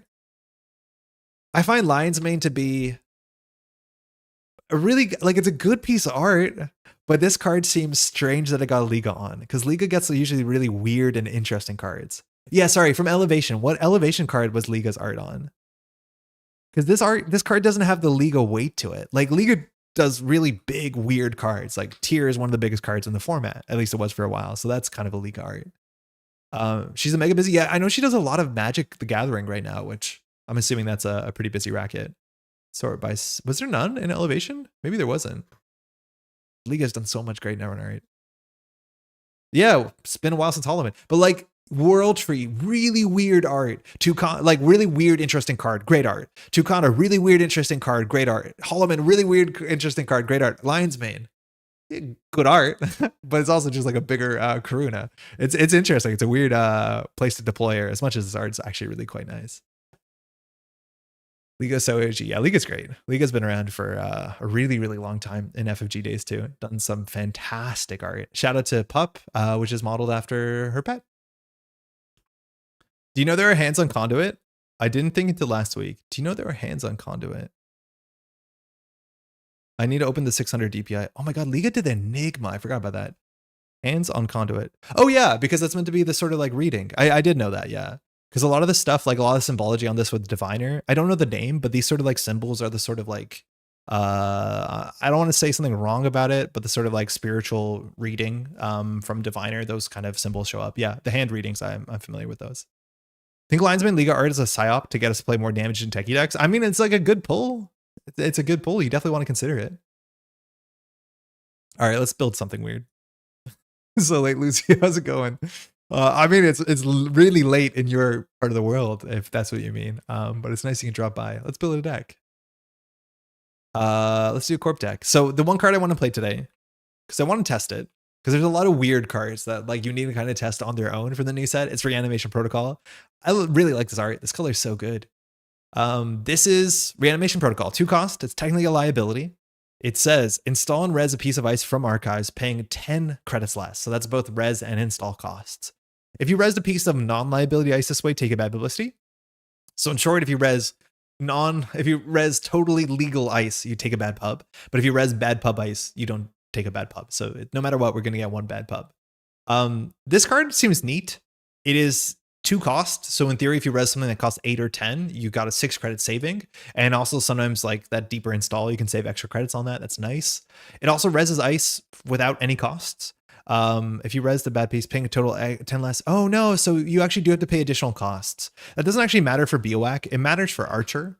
So in theory, if you want to res Archer, you'd still have to forfeit an agenda because an additional cost. But the thing with BOAC is like you technically res BOAC for 14. So you actually pay 10 fewer. So you pay 8 credits for a BOAC and take a bad publicity. Sorry, 6 credits for a BOAC and take a bad publicity. I don't know if that's that good. It's probably not that good. I think I'd much rather res like a Toxin or a Pharos or a Logjam and then just pay no extra credits for it. We're going to figure out what we do with the bad publicity. That's always a question mark. Like, are we going to have bad publicity as part of our game plan? Or are we going to try and remove bad publicity, which like heaven forbid we do that. I don't want to do that. But the big problem about this card is how is your ice in archives? I think someone posted currently a LEO list that is using this to bring back their Biroids so you can on tempo pop their Biroids. I think that's pretty inspired. The thing that we can easily do here is play Nuvem. And not only can Nuvem get ice into the bin and then you can just make it hit the table, but the other big thing with this is that we can start playing a lot of expend stuff. So Toxin seems to be a good card. We haven't resed it yet, but you can expend this, gain 2 credits, and then once it's in the bin later, you can reanimate it, which will probably be on a later turn so you can get the best of your Nuvem ability. But this is like pretty perfect because you spend 2 to res this instead of spending 8. Admittedly, they take a bad pub. So yeah, Toxin's good with your animation for sure. Anything that we can get our ice into the bin on tempo will make it pretty good.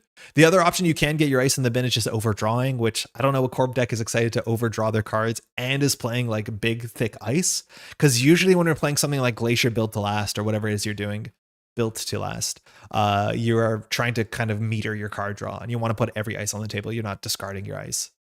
It's good in the 7 meta, great even. Yeah, I could see it. The fact that also like if they destroy your ice, you can bring it back. That's also pretty important, right? If they trash your big ice, you can bring it back. And I guess the last point maybe to talk about is Event Horizon. Event Horizon is also pretty sick because Event Horizon means that you can trash this on tempo and bring it back as much as you're trading a bad publicity. Brandon, how's it going? Rockman, Hanse. I mean, maybe. I don't know if we need to spend more transaction economy in Nuvem. Also trashes their own stuff. I could see it, maybe. This technically is a 7 credit card in Nuvem. I've never really seen anyone need to do that.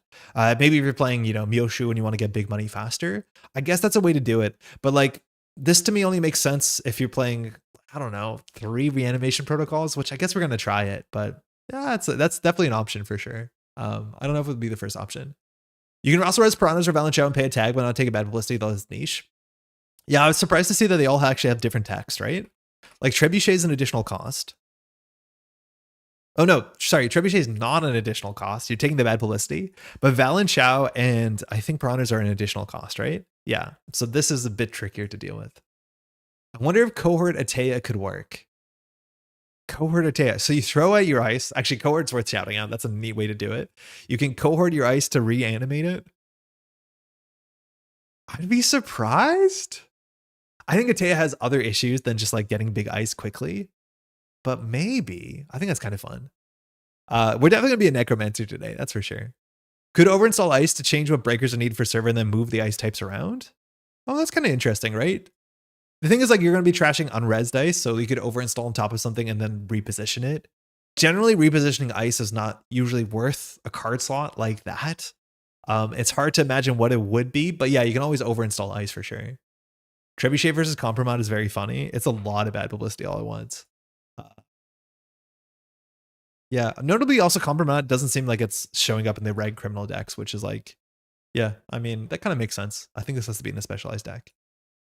All right, I think we're gonna give it a shot. I think we're gonna do like mid-range Nuvem. We're gonna do like a Jai ass list where we're gonna play like seamlesses. We're probably gonna try Myoshu to see if we have the money to do it. We'll have a bit of like measured response kill and probably play Basalt Spire, and then play somewhere between like mid-range Glacier that has that sort of like grinder threat of ending the game with measured response. Hansei to Reanimate is very silly when you just look at greasing the palm. I don't think so. Greasing the palm gives you like what, 2 credits and installs a card? You don't res the card, right? Like that's the big difference, Hayden, is that it reses the card. So you save a lot of credits. Right? Like you gain, hold on. No, these are not comparable, are they? So greasing is also like 4 influence. It's 3 influence. This just gives you 2 credits in install. If you Hansei, you gain 5 to 7. And then if you get the ice on the table with reanimation, you're hopefully saving like 6 credits. So it should be a lot better, let alone it reses it, which like actually is a downside. Showing your opponent what your ice is not good. That is something that's worth keeping in mind. Reanimating your ice is not always a good thing to do because then they know what the ice is. And if you're hoping that your ice has a bad face check, like a Biowac, I'm not sure you want to res it, which is why like I'd rather res a Toxin, which is just like, oh, there's a big guy out there. That's all they have to know. Chesma is basically safe for Compromat except against acid lists. And I think you have to play specific tech, not in red crim, to actually land Compromat versus assets often. Yeah, it's hard. A lot of the assets lists are running really cheap ice, and like having them res or de-res a ping doesn't seem to matter in the matchup. In fact, it would probably be actively bad. Reanimated tier? Yeah, I could see that. It's 5 influence. I could see it. All right. Let's try building Weyland. Generic Weyland. So we're going to play Above the Laws. We're going to play 3 Basalt Spire. Okay, that's 11 points. So we probably want to play some amount of odd points. Actually, that's not true because Nuvem needs to play... No, that's still true. Nuvem needs to play at least 22 points, so it's just more agendas. Bigger deck, less consistent. Not my favorite thing to do, but Nuvem forces you to do this. You do have a fair bit of consistency once the game goes longer. We also want to be playing expend cards to some extent, so we'll end up with some cute, what are they called, descents? And maybe a pivot or 2 if we need to. Otherwise, Slash and Burn is a really good card in this sort of list because it's a card that we want to recur with Basalt Spire. It is one of the ways that we can make our scoring pattern a bit more frightening. So if we do something like that, it leaves us either with a 3-pointer and a 2-pointer. I don't know what we do with this. Like, do we play a green mail? Do we want to try out a Sacrifice Zone expansion? Which is like fine. It's a card that we can put on the table and it protects everything, sort of. I do think I need to be better at actively scoring this out because it's really slowing us down. But if we do this as 23 agenda points, which is not nice. What was like the classic Jai list that was like really hot last summer? It was so hot last summer.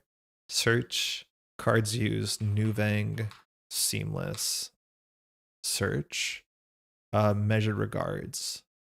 It was on 22 points. Oh, it had a SDS as well. Okay, that makes sense. So only 1 slash. I remember that being totally different. I remember playing so many slash and burns, but we could try this sort of exact package instead of the slash and burn, or sorry, instead of the off the books, we can play the 4-2.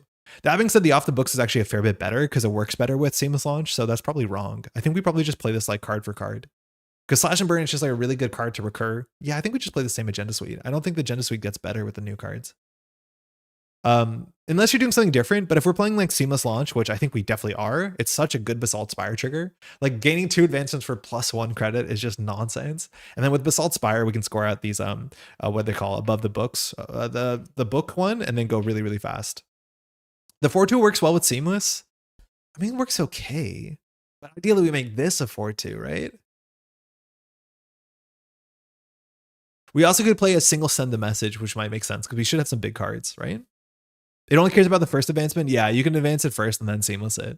I just feel so silly doing that when I could just leave it and advance it next turn. Ooh. But you're probably rich enough with Nuvem. We probably don't need this. It's such a fun card. Oh, stay on page.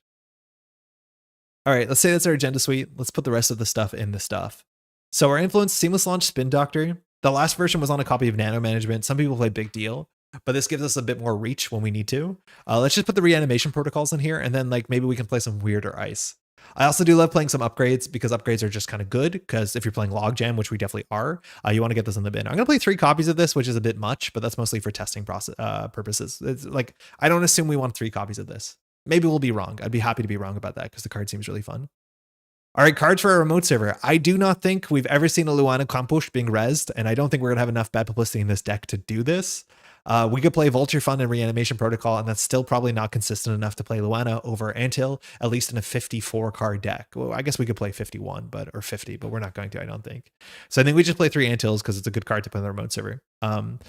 Maybe you can play a Regolith. I'm assuming it's a bit too slow. We already have good money and we want to play events. I don't think there's a Regolith in this one. Yeah, no, just wall to wall. Oh yeah, right. I forgot about that. That's actually a pretty good card. We'll earmark that if we want to play it, if we want to.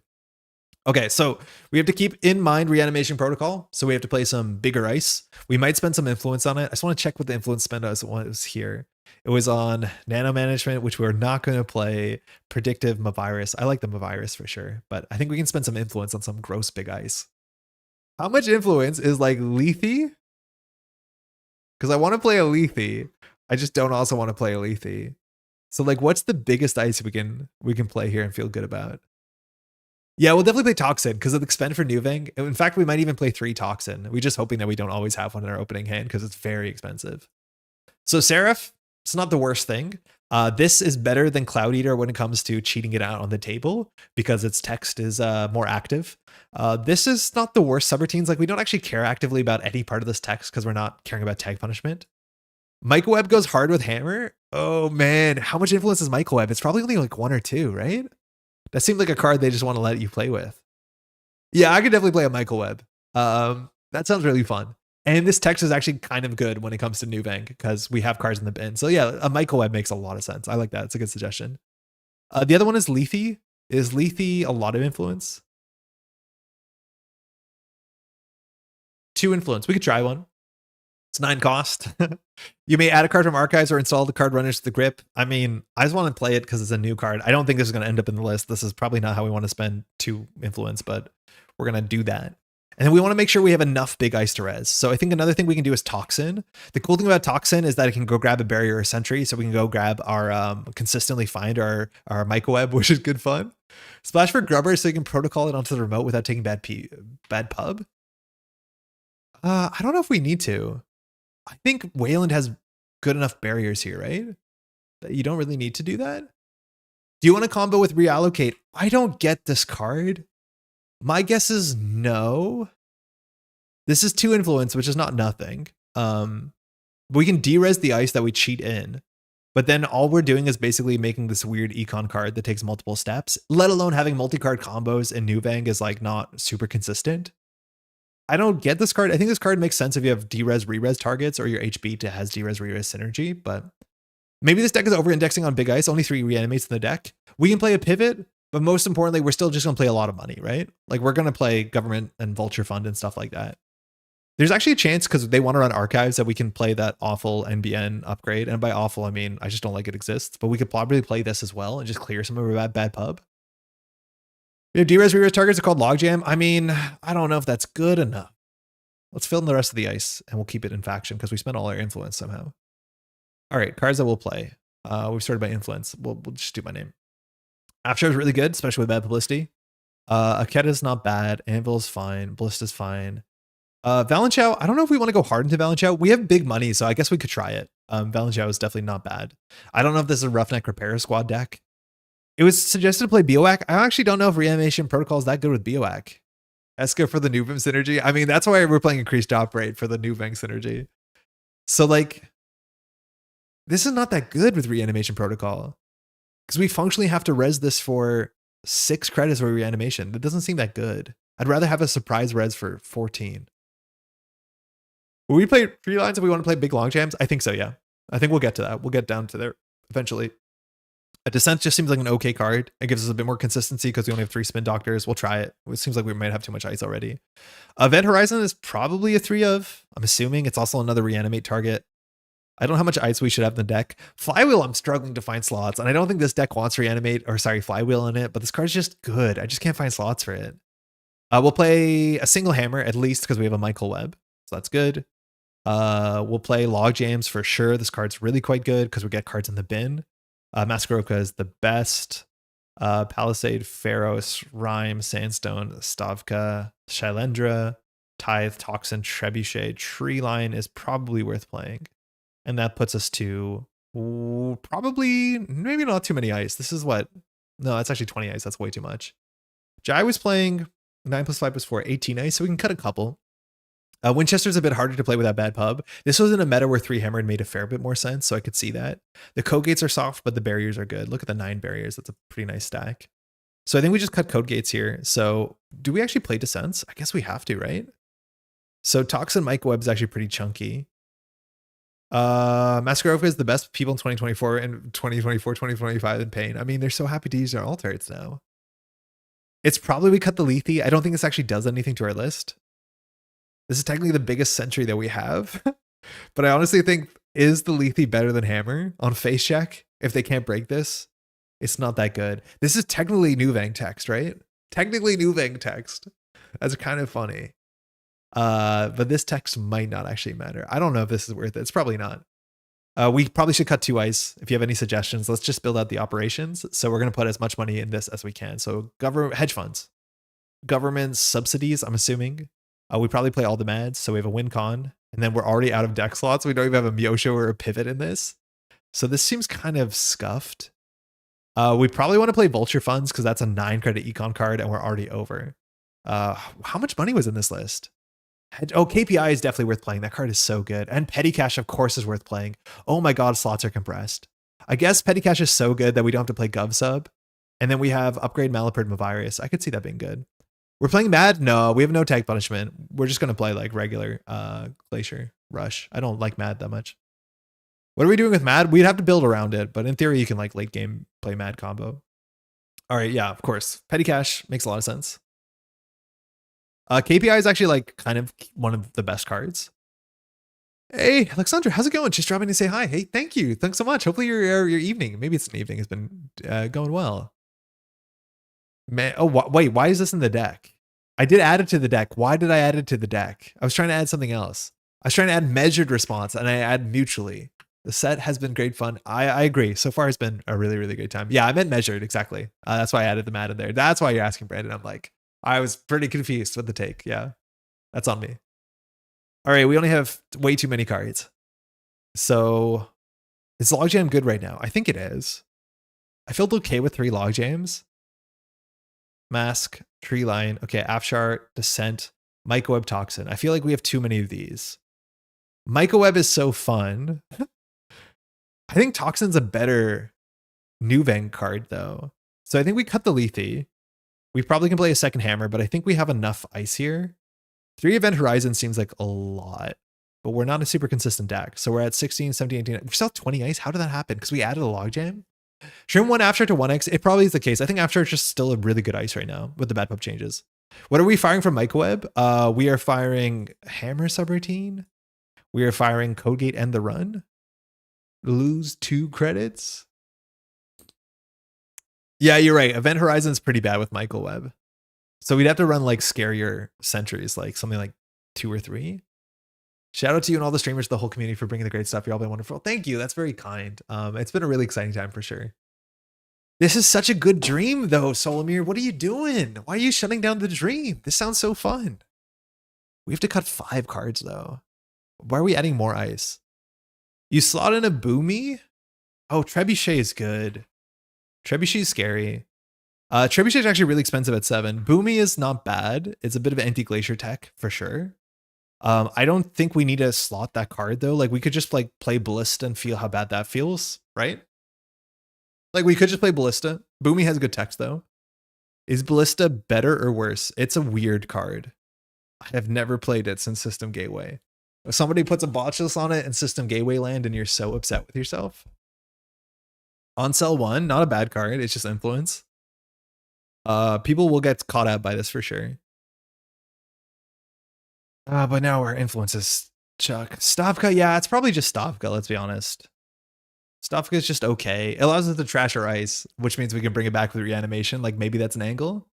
Is Vulture Fund generally good enough that's a pure econ card with no bad pub synergy? Yes, sort of, maybe. We don't know. My guess is yes. We technically have synergy because we gain 9 credits, but that's not really worth pursuing. I think the thing is like, it depends how long the game is and how easy running is. If you have a lot of servers where the runner can run for 3 credits, changing that to 2 credits is a big problem. If you're a deck where they can only run every 3 turns for like 7 credits and you make it 6 credits, that's less of a problem seemingly. I don't think this deck needs this though, because I think we just have enough money with like hedge fund, KPI, petty cash, and hopefully reanimation protocol in quotes. This is probably getting closer. Can we get away 2x seamless 1 nano? I don't think we have the influence for all of that.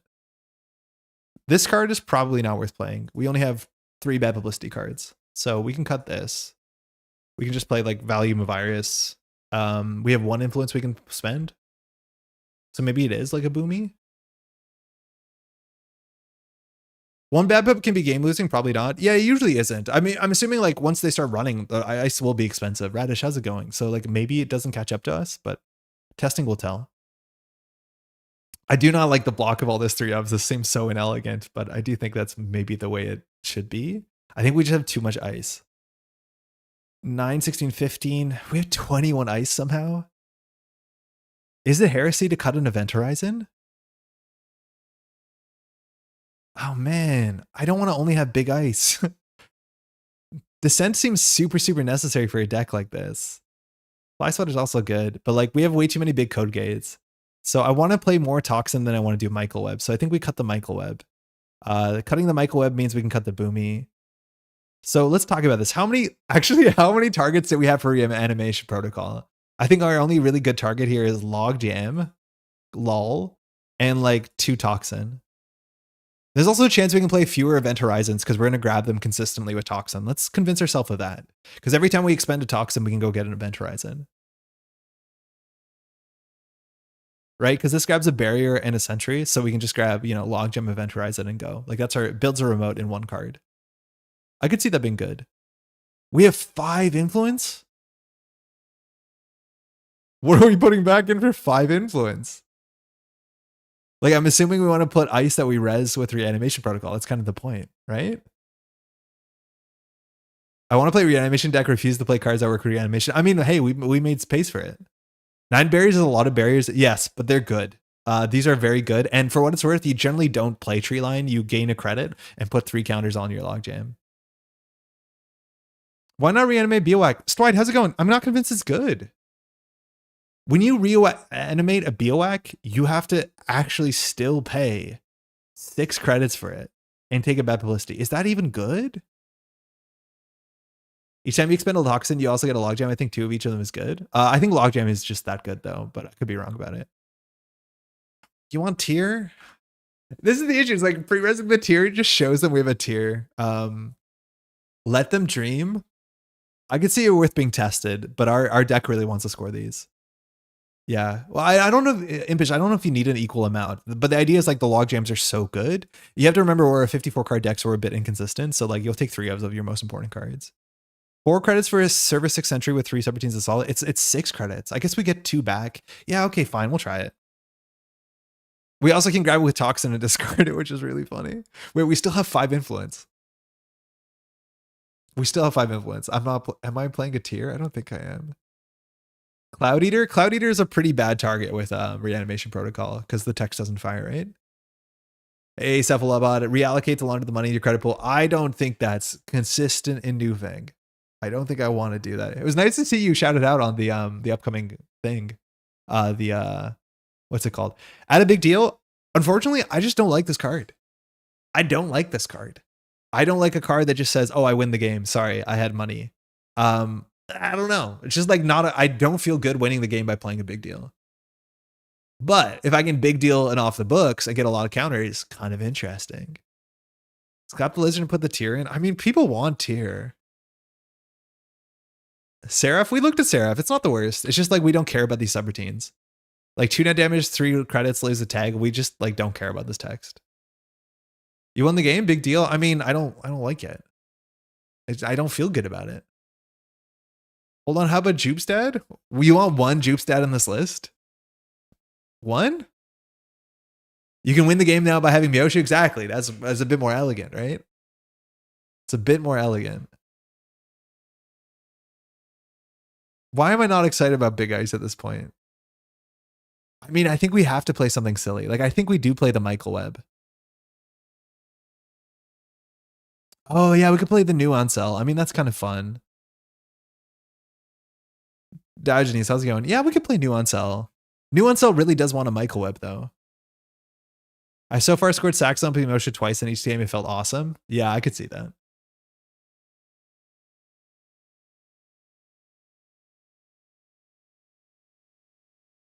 Okay, we'll play a Cultivate. That's technically like a cool new card we can play. Gain 2 cards, look at the top 5, trash 2 of them. Like Cultivate can set up our lines, which is fun.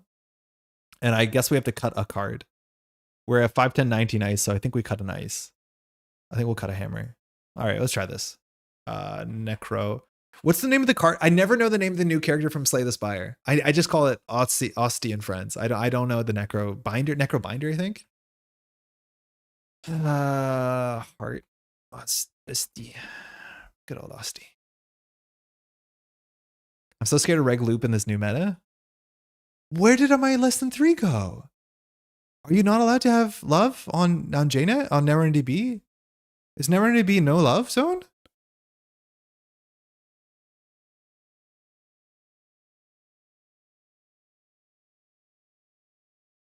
Velcro bindings.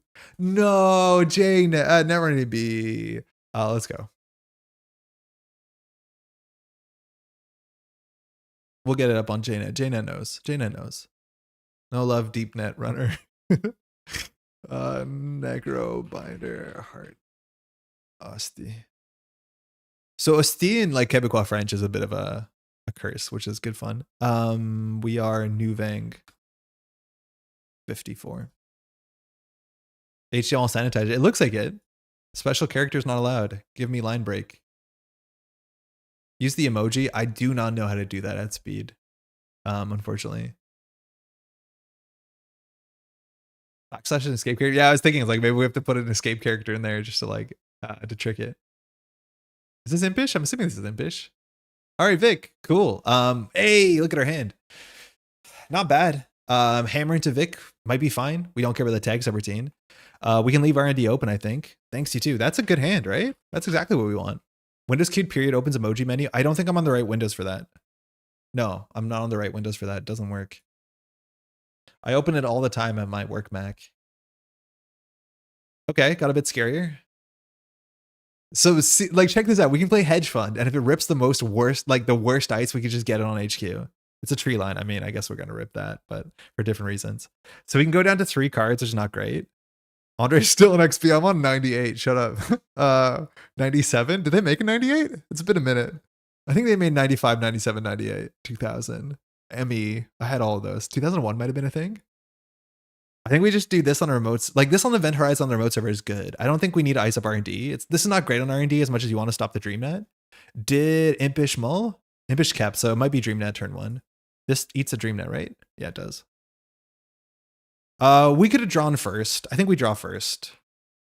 Just because installing this is silly. Good draw. If we can seamless launch out the off the books, it's fine. Yeah, opening DreamNet. Carpe on HQ, come on, send it. DOS gaming was peak. The first ever game I played was Commander Keen. I think technically it's Commander Keen 4. But yeah, I played a lot of DOS stuff back in the day. Do you HQ to deny transfer? I don't think I care about it that much. We have enough money to bounce off of it. I think we just put a good piece of ice. Like you can't really boomerang transfer this well. So it's like basically revolver or bust for the first couple turns. I'm assuming we're gonna get enough money. Like we find 1 petty cash. We don't care about transfer too much. Oh, early Hermes is bad against advanceable ice. So Impish could like run the remote server relatively quickly. We have no event to play this turn. We could expend the tree line, but into Hermes is a fair bit worse. So we could reanimate a tree line, which giving bad publicity, we technically save 4 credits. And it reses the card, which is actually actively anti-Hermes technology, which is kind of cool. And it gives us 2 credits back, which is cute. I think we just do a tree line Event Horizon, but we can't keep R&D wide open against Hermes DreamNet. It's way too much value. So I think we put tree line on R&D. I mean, that's fine. I mean, installing this and like just getting a Hermes is not the best, but we'll see. In theory, we should put some little value piece on archives. Like that's where the flywheel goes.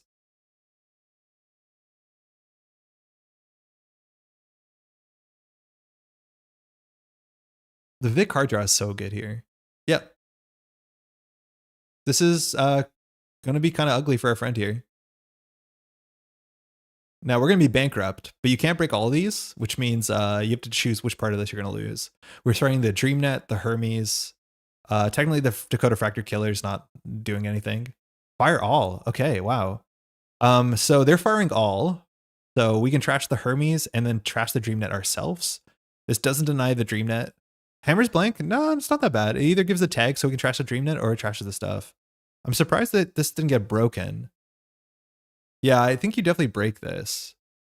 So I think we just trash the Hermes here because it might fire this turn, and then next turn we like trash the DreamNet and just go down to low credits. If it hits the Basalt, we get back the hedge fund, but we won't be able to play it off the books. Bummer. It gives a tag, yeah, but also trashes a DreamNet or a Hermes. I mean, they have more Hermes, which is not great, but we have no tag punishment. I think we just do this. I don't know. Not a great start. Didn't they think they can't break any subs? I don't know. I don't know why they didn't break it. They definitely could have at least broken one. I don't know why he didn't. 2 tags is also pretty ugly for Vic. Very good pressure from them, though. He's doing well. She's the top card. We're on the back foot for sure. This Antil probably won't stick. It's really bad behind an Event Horizon. I think we somehow lost the trade. Yeah, I don't feel great about it. If we had like a KPI or a petty cash to bounce back, I'd feel okay, but we don't. Like we honestly, I don't think we reanimate. Actually did not clear the tag, so did not do the Vic greed for next turn, which might have been fine actually. Okay. Antil on the table, credit. We can kind of be transfer, sort of. This Event Horizon, if we res it, Impish can just go through it for 3 credits, which is not good. So we don't really have a play here. In theory, we could like seamless launch the tree line to gain a credit into advancements, which like I'm saying is technically a play. But if we're not playing operations, we're not doing Nuvem, and that's actually really quite bad for us. I think we need this Antil to stabilize. And the Event Horizon is terrible. We could do like a new server with a Maskarovka. I think we can just install the Maskarovka, click for 2 credits. The issue is like then the transfer is really bad. So like if we put the Maskarovka on HQ, that's a bit safer, technically. Like not an easy hand to get out of this. Like we have to make the best like bad decision. It's like, do we do the Antil and assume it doesn't get pinholed or ran? If it gets ran, we can't res the damn thing. And I just don't want to reanimate a tree line on this turn, unfortunately. Click for 1 mask Antil. I mean, yeah, that's the idea. Do we build another server and just like eject this Event Horizon? In fact, we can just like eject this Event Horizon by building a new server. Shit, that's kind of funny. I mean, I don't love this, but in theory, it means we can bring the Event Horizon back. That's technically legal. Maybe wish you didn't let me keep that DreamNet. Yeah, sort of. Yeah, that allows us to reanimate it, which is really funny because it saves a credit now. Okay, never mind. Less pog, definitely less pog here. So second boomerang. So they have to trash this. He has to trash it. We can res this for 3. It puts us down to 0, which means we can't top deck a petty cash. But then it eats the boomerang, which is probably okay. I honestly think nothing is happening fast. I'm gonna res this just to eat the boomerang. In theory, like overinstalling this and not resing it is a bit better, because then we don't res anything. But I think we're gonna just need to jam something behind this. It's probably wrong though. If we had an econ in our hand, we wouldn't res this. Class act. Nice. We're just going to get hammered. Oh God, this is bad. Because we can no longer duck the transfer. So like, you can probably just transfer through this. Because you're going to have 1 resource on the table. The tag doesn't matter. Like, we are so cooked. We could do credit, reanimate the Event Horizon in front of HQ. Like, that's technically a safe play. But then we don't build a remote server. This technically gets played for free, so we start on 2 credits. Like, I think we just have to do it because I think transfer just loses the game here and it allows us to play this card. So we'll do the Event Horizon on HQ. It's a logjam. You're gone. All right. That's technically why we made this play. The Vic is accelerating nicely. Yeah, into the class act is really, really good. Another DreamNet is going to be a problem for us. Yeah, there you go. Check archives. Oh, even better. Like everything that this criminal deck does is so good on tempo, and look at us like struggling there. Maybe we shouldn't have res the hammer. It did knock out the Hermes, which is something, but so far so bad. That hasn't been good. Okay, that's important. We're credit short. We could click 3 here relatively safely because we have to play this first click and then we kind of get back into it. But the problem is like, look how much runway we gave Impish to like find a way to deal with the remote server, which is currently only a Maskarovka. Like we have no defensive upgrades. Like we just have to run off of threat. And every turn there's a card and a credit. Like you don't click for credits in Vic. You don't click for cards in Vic. There's no reason to click for cards from Vic. You have 3 Class Act, 3 Nuka, 3 DreamNet. Oh, this can't be cheap. Is this cheap? There's no shot this is cheap. This is probably very expensive. This is 2 credits. This is 5 credits. Oh, actually, you don't have to break the last sub. This is why I HQ, because I don't mind losing 3. I hate giving the runner 7 credits. Yeah, I could see it. I'm very surprised Impish went for a last click on that boomerang into transfer play, because it does lose to Event Horizon.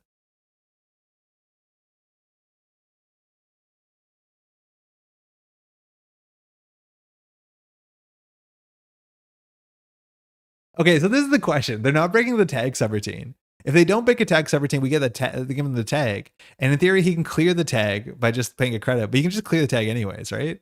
Or sorry, you can just draw a card anyways. This is a massive swing if we hit the basalt. Okay, that can't get trashed. That's nice.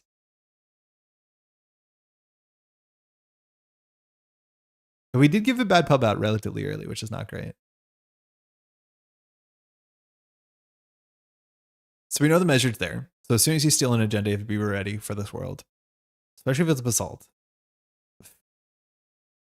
This is where things are really bad, is because we don't have a lot of like descents or spin doctors. Is if you flood bad, like things are bad. We have money though, which is good.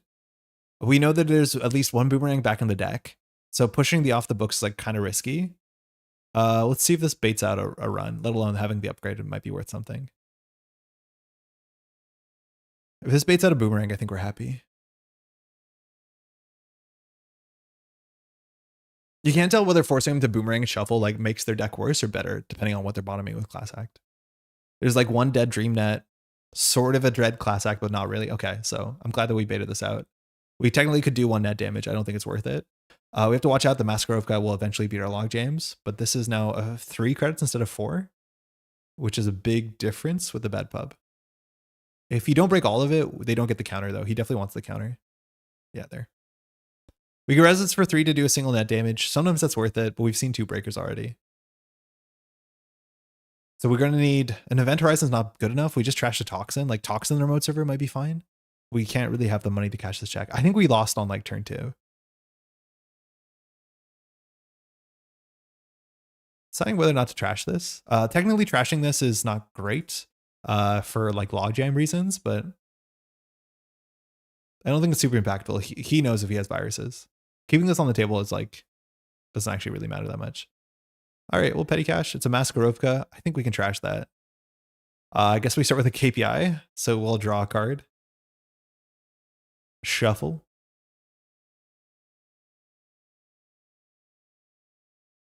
We have no ice to install. Top cards and basalt. Oh god, I hate this so much. Yeah. No, we already got our credits. That's fine. So I guess we can draw and install the Aintil. I hate that turn.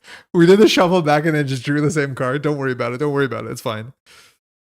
In theory, we could have drawn first, but there was already a draw attached. So you could do draw, then KPI. Yeah, very much a Nuvem moment. This is sometimes what you don't run because it's like so obvious a bait. But if you have like a clean getaway or something here, pitch both basalts, 1 protects the other. That's a good point though. Yeah, 1 does protect the other in a really interesting way. We res the tree line here. You still have to break it. I mean, this makes DreamNet harder to fire. This now costs, it's the same as Masquerovka, right? It's 4 to break, 3 with bad pub. Once we have a Chesva here in the bad publicity, we're going to get overwhelmed on centrals. We're not controlling the pace of this game. He is.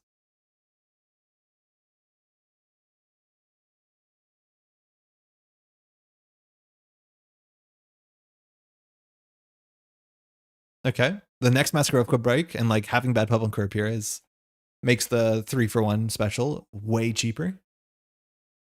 Because it becomes functionally a 2-for-1.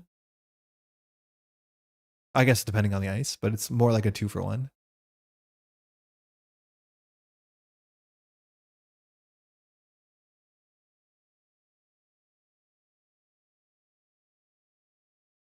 Okay, cool. Making money get spent. That's fine.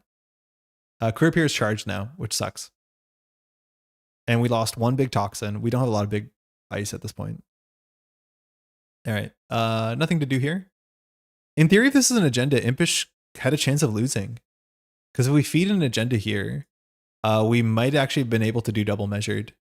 Actually, maybe a bit of risk on that run. Yeah, actually kind of risky. We could have fed an agenda there if we had access to a second measured, and we're not playing a pivot, which maybe we should be. But it seems like we're maybe able to make Impish fall into one of our traps. Draw for ice. Cool, let's do this. Check this out. We have a logjam so we can reanimate it, but I'll be honest, I have no interest reanimating anything. I don't think we can give Vic a second bad publicity. So at least we can get a spin doctor.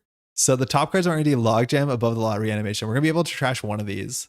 So this is really interesting. We can trash two of these cards because one will be trashed regularly, one will be trashed the other way.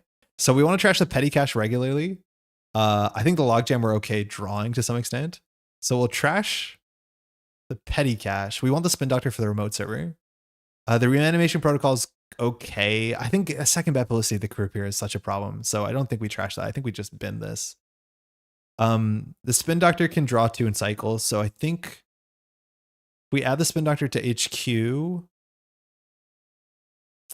What do we do here? Never seen him make a cultivate decision in fewer than 2 minutes. Yeah. Give me a minute. Yeah, cultivate adds like, another 10 minutes of the game. It's really funny. We've seen this sort of effect before, but this one's like the most complicated version of it. Even just like rearrange 5 is like complicated enough. Reanimate the toxin seems good. Yeah, it's probably what we have to do. So we'll put the reanimation second. We'll put the logjam beneath that. So do we need the spin doctor here? No, I don't think Impish can run HQ. So we'll put the spin doctor on top of R&D, above the log behind it, the logjam below that. So we're going to trash the top card. I think we're trashing a logjam, unfortunately. How good's the logjam here? We have operation, we have ice, we have acid, we have upgrade. It's a good logjam. Like, let's not get that twisted. So what are we trashing? We don't have to Nuvem trash, but we kind of legally have to Nuvem trash. I guess it's the agenda, but then we have to put the spin on the table because we don't have access to double measured. Okay, then we'll do, these are in reverse order.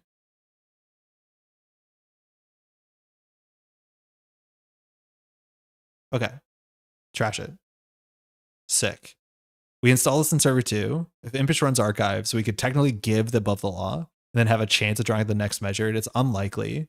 Impish has a whole turn. They'll be on 4 credits if he runs because of open market DreamNet. So not great odds. Even if he just does credit, he might not get there, but he'll probably have an event.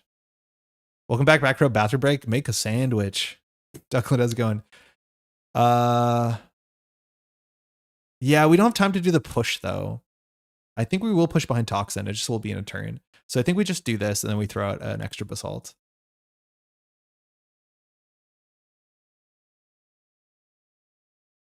Toxin can get boomeranged, unfortunately. It has 3 subroutines. It's just the first one. It's not log jammed. It's just lose 2 credits. Clean Gateway Archives. Yep. Okay. All right. So the measured play is probably offline. We'll see if we can get a decoder here. And if we can get another measured. Because if we can get all of that, we're in a good spot. We could play this petty cache. We probably shouldn't. I think we just do the reanimation anyways. Because like we can clicklessly play the petty cache, which is like kind of fine. But I think having it on the surprise double measure turn might be worth more because Impish might forget about it. Okay, let's see if we use the croupier charge. With bad publicity, like doesn't incentivize you to use this charge. Oh, okay. Credit for everyone. Pretty merry. Oh yeah, right. We have to play around Iru. I forgot about that. I think we just ignore Iru. But yeah, for sure, Impish is playing Iru. We drew Basalt. The Nuvem issues. That's fine. We have Basalt double. So we'll Toxin. We'll get this on our server 2 and we'll just push. It's a measured response on top of the deck. We won't trash that, but Impish will trash it. No, we'll trash that because Basalt Spire is going to get scored. That's fine. We'll put this in server 2 and then we'll just put this on, I think, on archives. And then this plays around pretty merry. So we can do seamless score on this. We can get back and measured. So we're now technically throwing double measured. We're not on threat 4 yet. Let's see how easily Impish can break this. I'm assuming we're on Shibboleth and Shibboleth breaks Toxin for 5 credits. So the server costs only 5 credits to run. If the Basalt gets scored, though, we'll have double measured. So there's a chance we'll actually have lethal next turn if Impish overextends.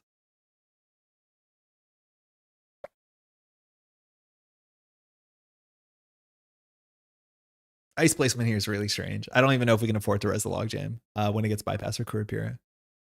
Okay, Cheslo, we're going centrals. We know we're not on rotary, so Pretty Mary has to be Iru, right? Like, I don't know what else we're playing. Twinning, but you don't often see twinning pretty, but twinning pretty is like kind of neat. It just kind of pushes you a bit further on the same amount of gas. But you have to be very careful. As soon as an agenda is scored, you get double measured. Oh, Hermes. That's actually pretty impactful. So this is a single axis. It's a very huge Hermes here.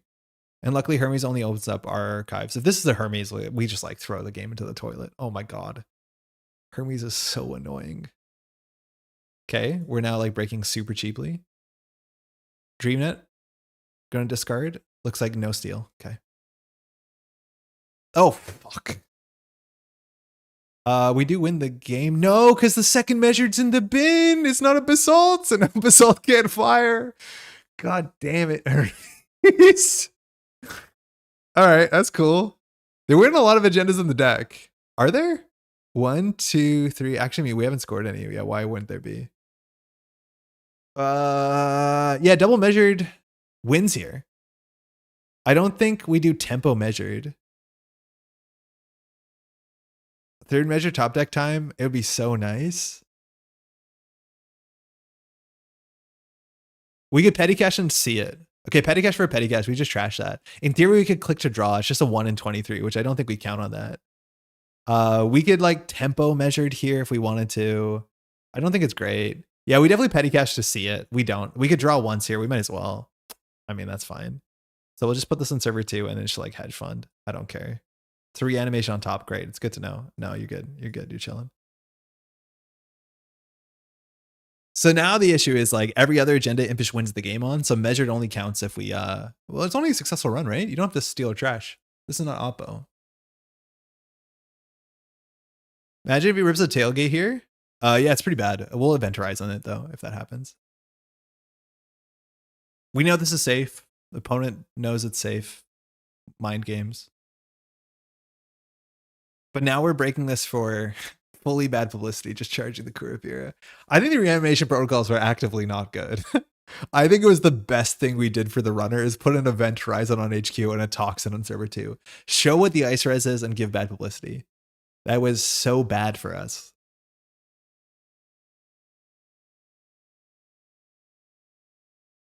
Like we have given our opponent so many credits. Okay, at least the game is over. Hey, GG.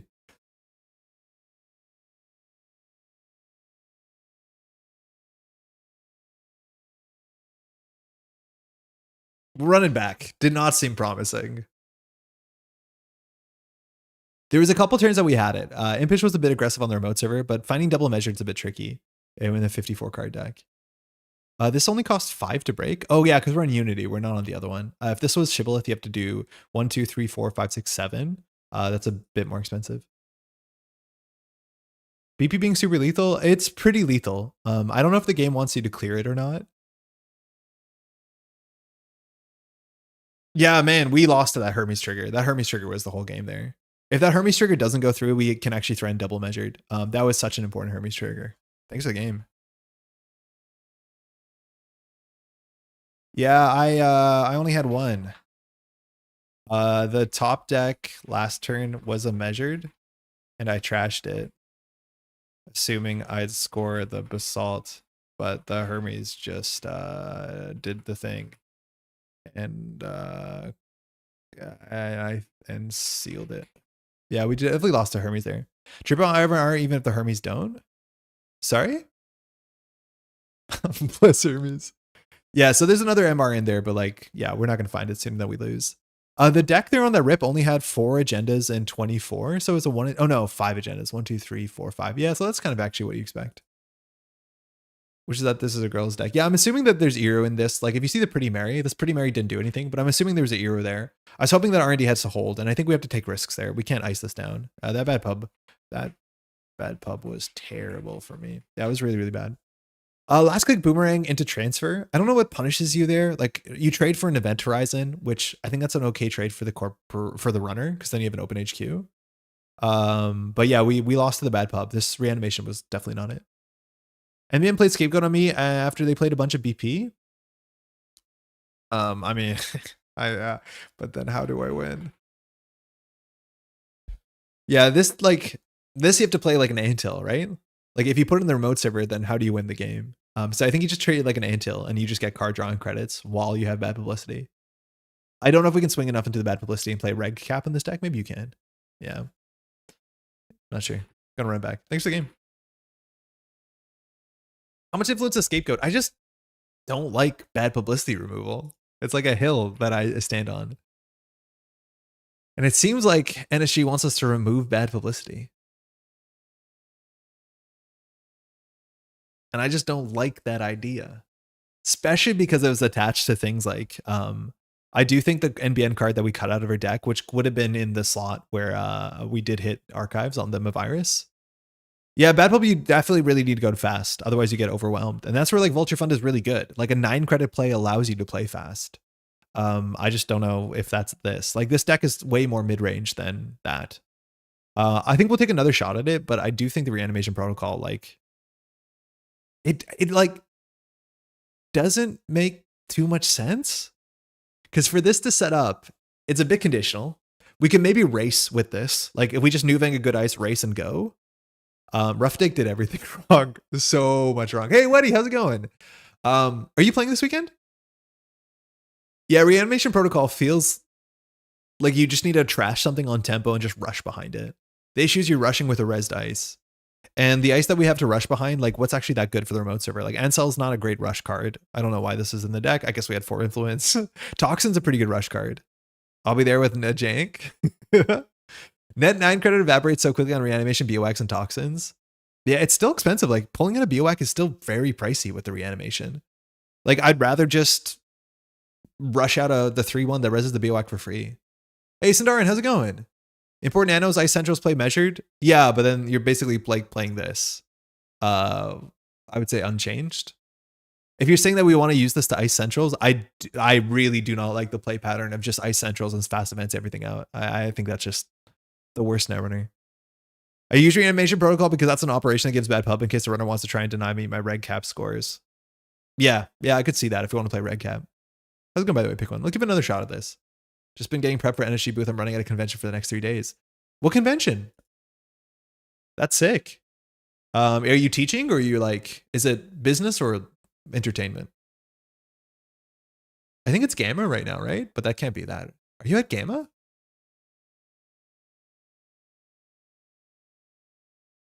I think Gamma was maybe last week.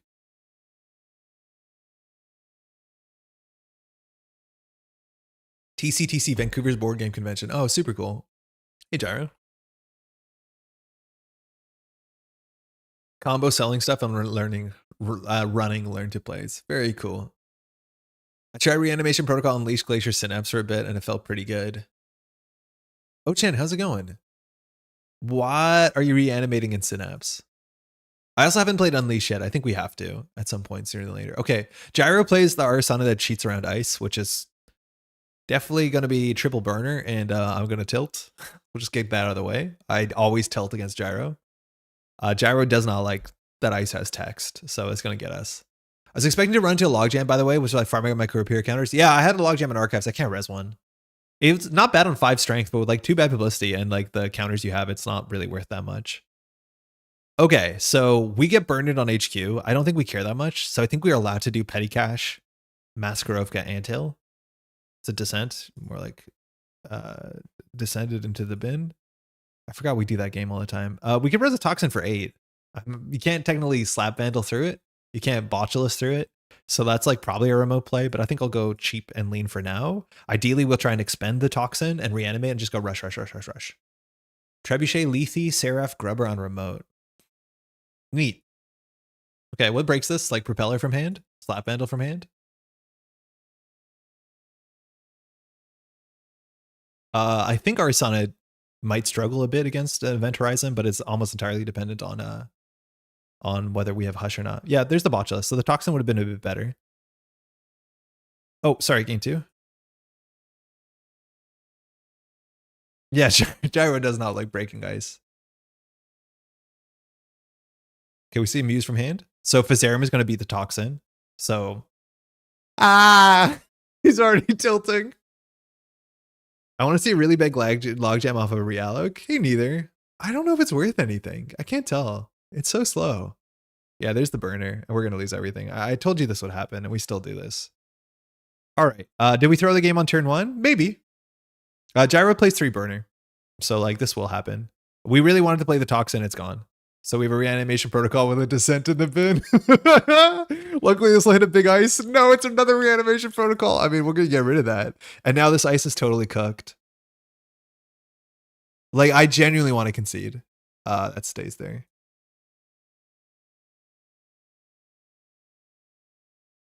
Not like competitive strong, but fun enough. Which is kind of neat deck. That's cool. Are people dying to unleash? This was stayed there, so Gyro's going to run it. Trash this for 1. That's okay. But yeah, ice just doesn't have text. We'll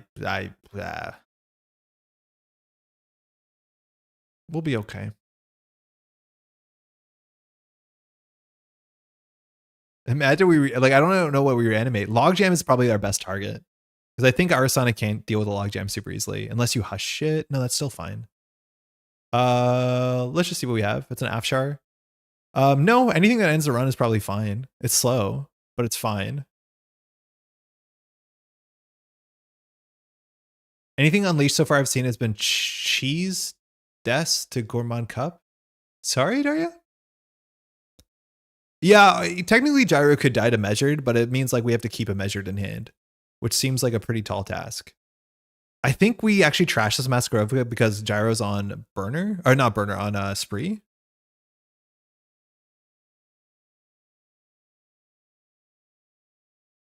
Yeah, measure could end the game at some point. I just think we're gonna lose them all to burner. Oh, it dies to Commander Cup. Yeah. They all seem like relatively cheesy combos. At least the ones I've seen. It's like full mad, which dies to Cup, or the HB one, which dies to a couple things like Cup or Stone Chip, or sorry, no free lunch.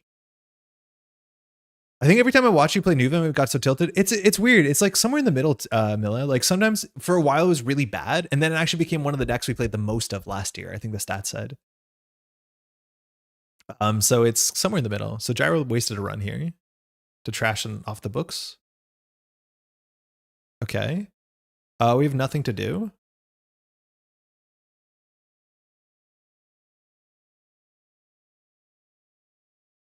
I don't know if we should have iced this up. I don't think Gyro's going to run.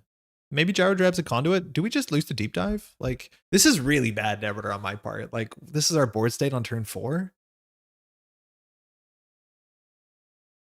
Thule unleashes tier for the core damage. Yeah, I've seen people try and do that. Thule unleashes tier isn't a kill combo, but doesn't uninteractively enable fast events. Yes. So like you could play a no free lunch and then the combo doesn't work.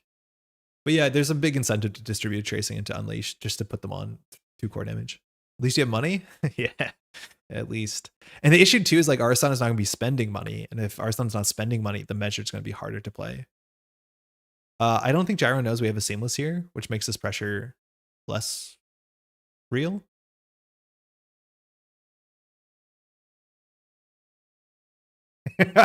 Air check, right? Okay. So we have an Arsonid. So we can only use 4 credits. After on Slap Vandal is fine. I think we're just gonna res. Cool.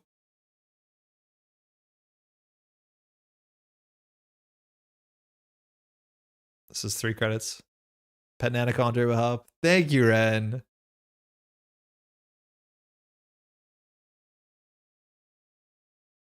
I think we spin back the spin. And I think like Masgrove is not bad. Hammer's gonna be pretty good though. It just has to be Fizarium, right? Air check prevents a credit loss. Oh my god, you're right. You're right. I should have rezzed it. Oh, that's so funny. I don't think it resolved. Can't dash spin? No. Oh, you're right, because of air check. Yeah, it didn't matter. Yeah, sorry. Air check has a lot of text that I'm not familiar with. That's very obvious. You can lose credits and you can't spend more than the credits there. So the card in the server was super safe. Like, it's just like super attritional. We just reset the server because we know that the server has, like, we just keep doing stuff like this over and over again. I think we just keep doing this.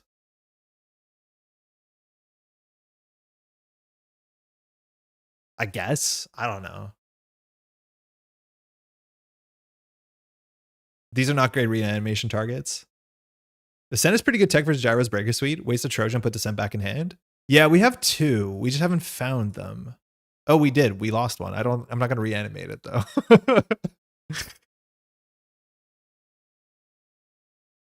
I don't even think we have the credits to cash this check.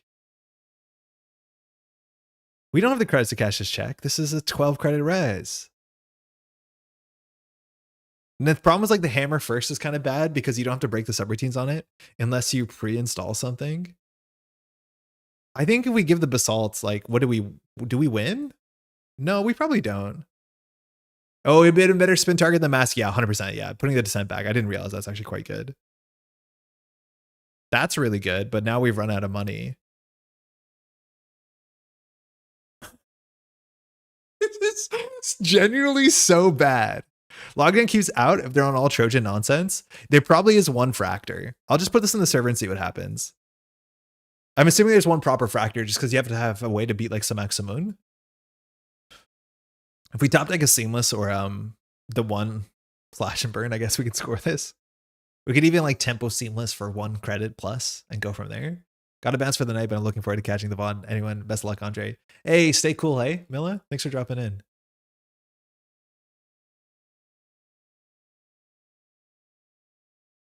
And I think we just get to the point where we lose to deep dive, right? Like, spree deep dive is probably game losing. We still haven't seen yet the bypass. Like, there has to be a Vizarim in here, I'm assuming. Getting so tilted since VP came out feels like I'm the only one who doesn't get the new cards, but I'm a masochist. So I keep diving into the fire trying to learn everything. Oh, you mean like don't get the new cards as like you don't understand them? Noobs, how's it going? I mean, Netrunner's difficult for sure. We lost the measured. That's not good. Definitely keep at it. A really hard thing is if you're net decking versus building your own decks, people are pretty stubborn about that they only want to play their own decks that they build. But one of the easiest ways to get better at deck building is by playing other people's decks. So if you want to have any advice or have any more direct questions, maybe I can help you with that. But I get the frustration for sure. It's a very complex game, and like playing well versus building well are two different skills that in some ways help each other.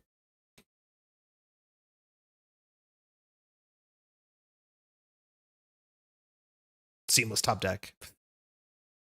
Not like that. All right, 11 credits on Nuka, 5 cards in hand. I mean, we could just do advance, credit, and on 13. That means next turn we can seamless go to 14, advance, maybe.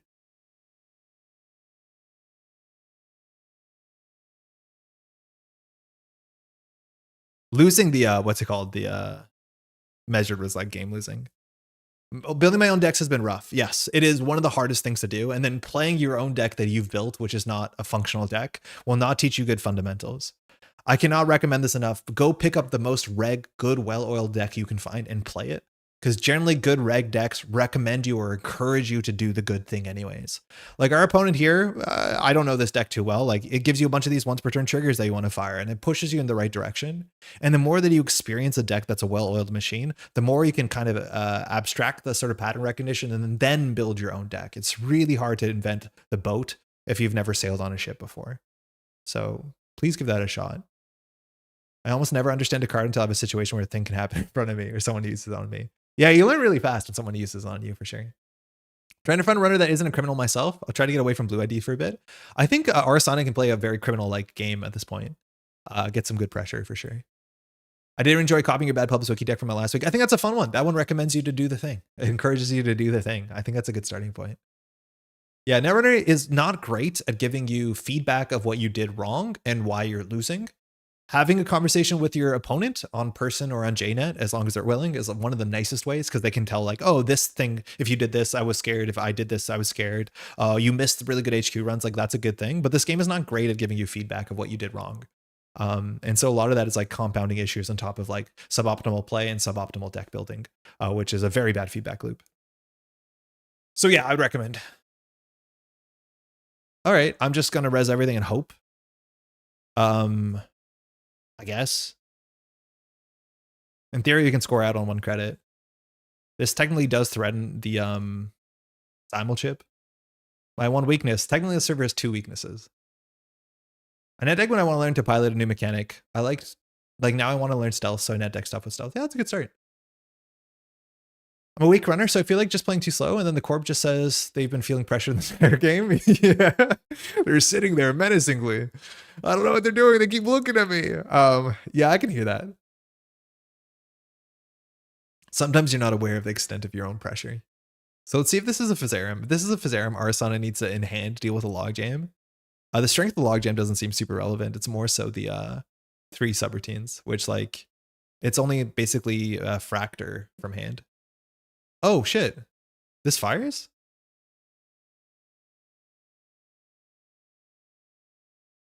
So that's really good. So Arsana can still fire. And this is 3 end the run subroutines. Like, unless Gyro slams from hand to Propeller, I think we're good here. Uh-oh. What? Oh, just stopping the 2 credits? Okay. You're going to build your own deck on runner side. You need to know what you're going to do. Red Crim is speed card draw. I don't know if I'd call Red Crim speed card draw. I think Red Crim is more about like putting Central's pressure in a way that controls the game. Sometimes the feedback you get is that Seb with Acid Tech versus Experimental Synapse is an utter curb stop. I mean, sometimes that matchup goes in 2 different directions. Azzy Mutt? Interesting install. That's good. Logjam on top. We have to get rid of that if we want to score this. Actually, that was not true. So now we're throwing a double measured. As much as we have a money issue, they have a tag issue, and we're going to get Bernard twice more. Solidarity Badge is so rough into Nilo Agent. Oh, where you just clear the tag immediately? Yeah, that's funny. I mean, I guess we just get Bernard here. I don't. Well, what else do you do? Actually, what else do we do? Hold on. Sorry. I think we just jammed the Basalt. Do you mind?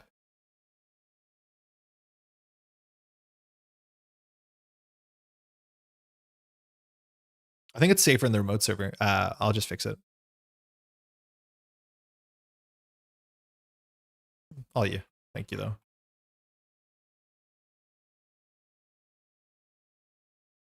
Yeah, with Ari you can be pretty aggressive with Stowaway, I think. You still play like weird shaper stuff, but it like you have that pressure where if they don't res ice, oops, I'm getting 2 credits every time I run the server. Jai, how's it going? We're playing Nuvem. It's not going well. Trying to channel my inner Jai, but my my facade is cracking. Yeah, this is much safer in the server, it seems. So we don't lose to Burner. It also means that we can technically score this out if we do Seamless, Basalt Seamless. I think we're short a credit though. But we can technically score this out by doing Seamless on their turn, playing the Seamless, bringing it back, Seamless Advance. Actually, we can score this out. We just have to hope at the top of the deck is kind to us. But yeah, we should be able to do this. Now, Nuvem is only on your turn. Take that, Essa, sort of. But if we grab the Seamless here, on his turn, we can play it. We go up to 2 credits. Then we advance, and then we can play the Seamless again. Harmony? Yeah. PD looking weirdly green today? Yeah, get some recursion. God, PD's text is so good. So is Botulus Muse Rejig Simulship Slab Bundle? I mean, sure. I think we can do this, right? Yeah. Top of the deck is... We trashed a logjam, right? I think we knew that. No, that's not true. So we do Seamless.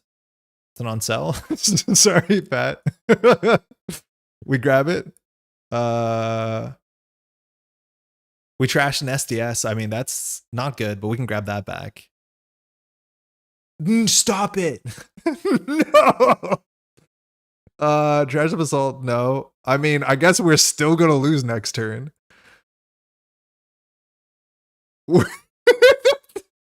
It hits 6 points in a single turn. Oh god, Nuvem. The top of R&D is cooked. Archives is cooked. Now we can save one of them. But the funny thing is if they run archives, we save this agenda by giving them the other agenda, which is like definitely the play.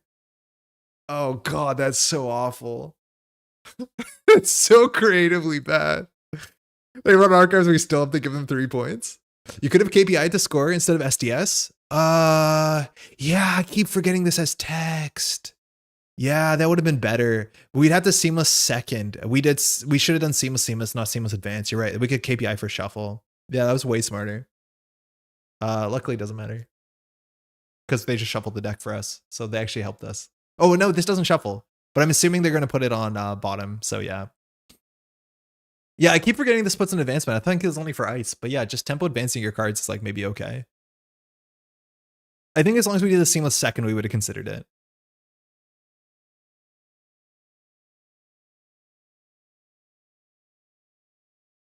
Are they going to deep dive us? Like, did they run archives then R&D? I walked away for 5 minutes. I mean, normal Nuvem game. Oh, fuck. Poison Vial, right. I wouldn't say we can't win anymore, but we kind of can't win anymore, right? KPI, you know, KPI is a very good card. I've totally forgot. Gyro plays Poison Vial Slap Vandal, so ice doesn't matter. Ugh.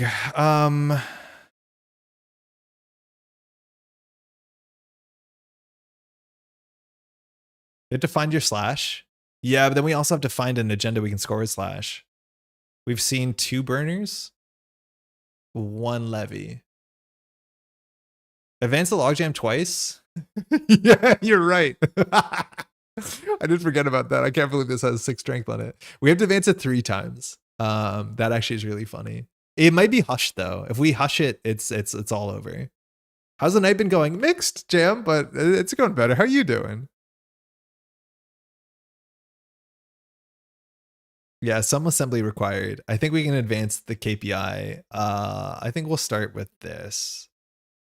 So I think we want 4 credits. We don't need that much more money. Sure, they're more botchless. Oh yeah, you're right. Botchless just beats it anyways. Yeah, there's 3 botchless in the deck. The influence is 3, 6, 9 on botchless. I think Viserium is 10, 11, 12. Then 13, 14 poison vial. Maybe there's 2 poison vials. Maybe it's not on Viserium. I think it's just slap in a botchless. Seems cheaper. Hold on. I don't know what I'm doing here. So we definitely want to push. We want to shuffle the deck because there's a measured on the bottom. We're going to need money though. So we're going to gain 2 credits, which means we can do that last because Nuvem is after you play the operation, not after you get credits. It's not Zwicky. So I think we do the draw shuffle. Okay. KPI on top. I mean, fine. You can't put Basalt on the top of the deck with Burner because we can just Basalt it, but that's not exactly it. Oh, that was last click draw? What did we do first click? Oh, we clicked for a credit. What a bad turn.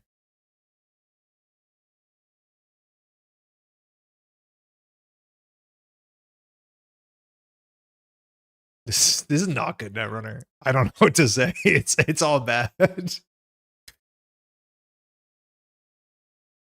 Stick tree line, then logjam. Stick tree line, then logjam. Wait, stick tree line, logjam? I mean, we could. I just think it's going to get botchlist. You just grab the botchlist to heap. Like, you just trade the slap bundle for the botchlist. So this being 7 strength doesn't actually matter. It allows you to let the hammer fire, trash the slap bundle, and then you just bring back the botchlist for the logjam. Well, technically, no, you have to break the hammer because it can threaten the simul chips, but our Sonic can do it. I don't think we get this to 7. Just forces out another tool, but I think the deck has enough tools. Got lucky there. Draw last click. Sometimes you do it. This turn it was fine. Oh, now we're deep diving. Well, shit. Now, how do we get credits to deep dive? We have the simul chip for a coalescence. I think we have to legally res this. Because this looks like a deep dive play, which is gonna tilt me. Yeah, that's the thing. No credits for deep dive. So you have to like simul chip for a coalescence here. Which means if we force the simul chip here, He can't do it. But in theory, this is threatening deep dive because you just sandwich it for coalescence. 1 click left. Oh yeah, then I don't care. I didn't realize that. Thank you, Kevin. Like, what do you do? Install coalescence with this? Go +4?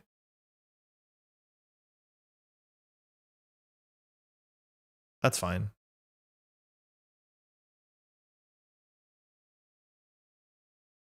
Yeah, if it's a Peach of Sean, so be it. But Peach of Sean you have to do on approach. So if we don't res, you can't Peach of Sean. So Gyro would have to force the Peach of Sean, then we can respond to the res. So the Peach of Sean interaction is like the timing that Stowaway beats in theory. Or forces you not to do, which is like very awkward timing. Yeah, for those who don't know, the priority is when you approach a piece of ice, the runner has priority. So if they don't use Arasana to get a piece of a thing on the ice and they pass priority to the corp, so the corp can res. If the corp doesn't res, the window closes and you can't be like, okay, I'll respond to you not resing. So you can't get a Peach of Shaw unless you go first. Same thing with like, in theory, a Hush. Or technically a Cubone back in the day. All right, do we give Gyro the points? We know the top of the deck is safe. People can tell me Stowaway is a nerf. No, it's such a not a nerf. Oh my god, is Stowaway in the board in the state that it matters? It's so much important. Like there's downsides to it, but Stowaway is so much better. You can sell Basalt money and Basalt token for Seamless. Yeah, but he's gonna run this. So now if we give him the SDS, then we can't. Like we have to take the SDS back here. We lost the Seamless, okay. And yet you didn't change your pick. That's the biggest nerf.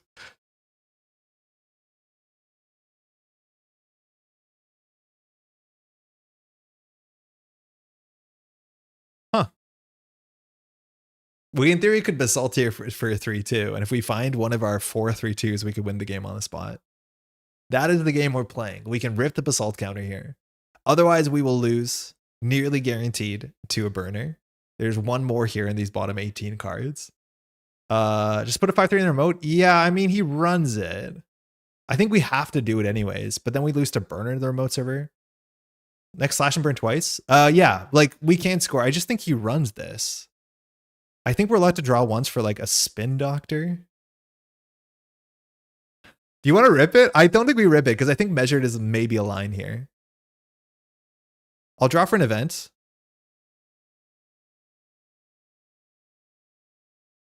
This is technically +1 credit, which means we can measured, hedge fund measured.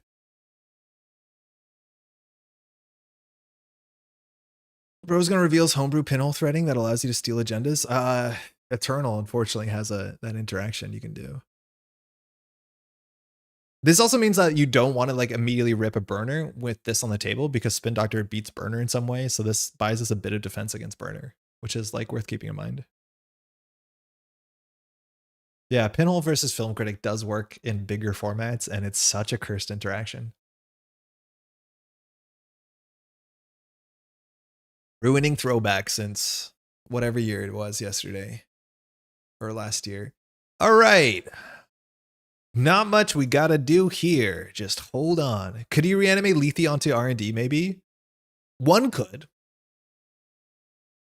We aren't. We considered it. You could. But I think they just don't break both of the texts on Lethe. Maybe that's good. I don't know. But Lethe is nice. That has R&D protection. That's a neat interaction. I just think the reanimation is maybe the worst part of this deck. By a long shot. Ian's creepy sleepover in Eternal with the only change being the addition of Pinhole. Oh man, we need to play. I was going to consider today playing, what's it called? The new, oh, you can't. You have to let some of this fire. You can't, sorry, I was going to play as with all the companions. We can trash a program that is non-decoder fractor killer. So, I mean, I guess we trash this.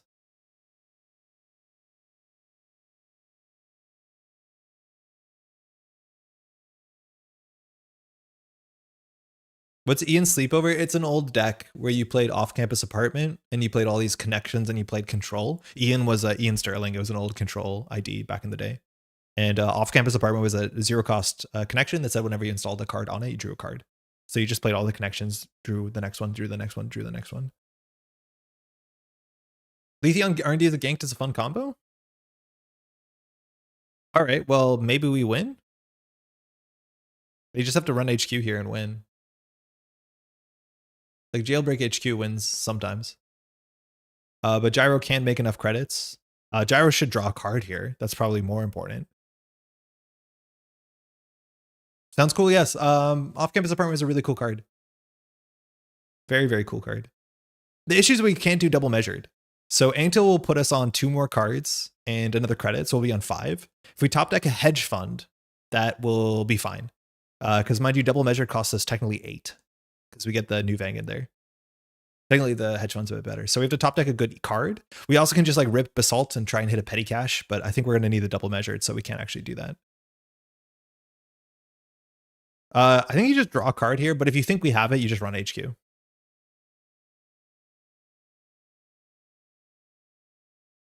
I love playing Off-Campus Apartment until you ran into like the best defense deck and just lost on the spot. Yeah. I brought Off-Campus Geist to Worlds one year, and my opponent just rezzed out of nowhere in Sports Metal. They just drew a card. In Sports Metal, they rezzed, what's the card called? Corporate Town, and I lost on the spot. It was the most frustrating thing. All right, so we're going to be on 5 credits. We just need to draw a 3-credit econ card. We don't have a 3-credit econ card, but we still win the game. So that's like a cool thing we got going.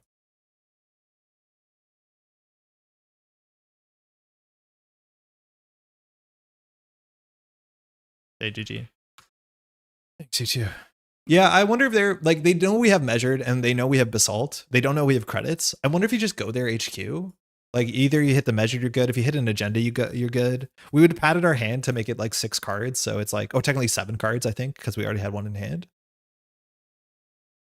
Yeah, I have a small out there. I didn't have the credits for the double measured. I have to rip the basalt and hit econ. So if we hit the basalt here and we hit, oh no, because we have to play double measured. We can't use the basalt here. Yeah, so we have no way to kill. We had too few credits to kill. On 0 credits, it's hard to justify going HQ there. But Gyro can like go up to 4 credits by simul chipping back a thing, right? Like grabbing coalescence. So maybe? I think you're trying to win on points. How many points have we seen? 3, 6, 7, 8, 9, 10, 11. And we've gone through a lot of cards. Like I do think you also think HQ has points. So maybe you just go for the win off of that. But yeah, you probably, if it's your last run, you simul chip for the coalescence to try and hit the measured. The idea maybe a hedge or something. Were they, yeah. I had 5 points. And Mandoed 2 more. Yeah, I do think the math suggests that they could go HQ for a single there and just close the game out. Because the chance of us having an econ card that's playable, like maybe they'd just die on most board states anyways. Next is Reanimation Protocol. Okay. Yeah. Yeah, I haven't been pushing much. 54 card deck, so 22 points. More than it looks. Man, there's this idea that like I need this has been like such a big deal to me, and I'd totally shout out to Spike Based. Hey, thanks you too. How do I find Tuno's blog? Tuno Spike Biased? Is this Spike Biased? Netrunner blog. This blog is so good. Yeah, Spike Biased. You need to read this.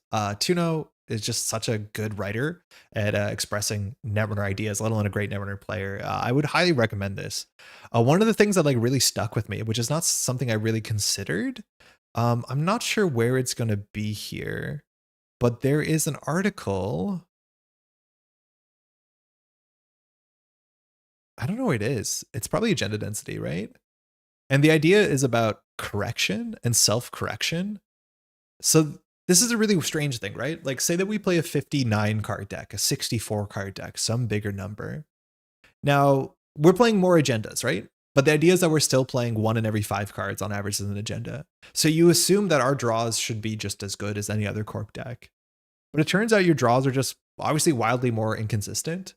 And I think that's like slightly intuitive. But the thing that really stuck with me is this idea, right? Like say that we have a deck that has only 10 cards in it and it has 2 agendas, right? And we have 8 non-agendas. As soon as we draw an agenda, it has a huge impact on the chance of us not drawing an agenda, right? The idea is that every individual draw just has, because we're dealing with smaller numbers, a way bigger chance of course correcting and impacting every other draw. That's actually really important. The idea is like, if you draw 4 ice in a row, the chance of you drawing a 5th ice is pretty low because the deck just doesn't have enough ice, a lot of ice left over because we've seen most of the ice. That should be intuitive, but every individual ice draw or agenda draw or operation draw, whatever you want to say, makes it way less likely that we'll draw into the next one when we have a 10 card deck. Issue is, when you have a 54 card deck, say that we have, 15 agendas in it or whatever the number is. Now in a bigger deck, every time that we draw an agenda, the chance of us not continuing to flood up is much less impacted, right? Because we're barely changing the ratios. Like say they have a 100 card deck with 20 agendas in it. We draw our first agenda. The next draw is still 19 out of 99, right? That's still functionally the same as 20 out of 100. And that's such a big difference when you have an agenda deck that's 2 out of 10, having 20 out of 100. Every draw has such a diminishing effect on every other draw. So not only do you run into issues where the bigger your deck is, the less likely you're to draw on your best card, and every deck should have a best card in theory. Your deck is just worse the bigger it is in theory because your average card quality. But one of the things that's so impactful, it's not only for agendas, but for every other part of your deck, is that the bigger your deck is, the less good your deck is at course correcting. That is why you can play Nuvem games where you can draw 6 agendas in a row, because every agenda you draw has a smaller chance of impacting the next draw also not being an agenda. And on a smaller deck, you do feel that. It's way harder to flood in a smaller deck, even if you have the same ratio of agendas. Read this website. It's really good. I'll link in the description. There's some very, very good reading there. And I think that's a really good thing to think about. So the text and let them dream is so impactful on score. It takes itself and another agenda at the ratios.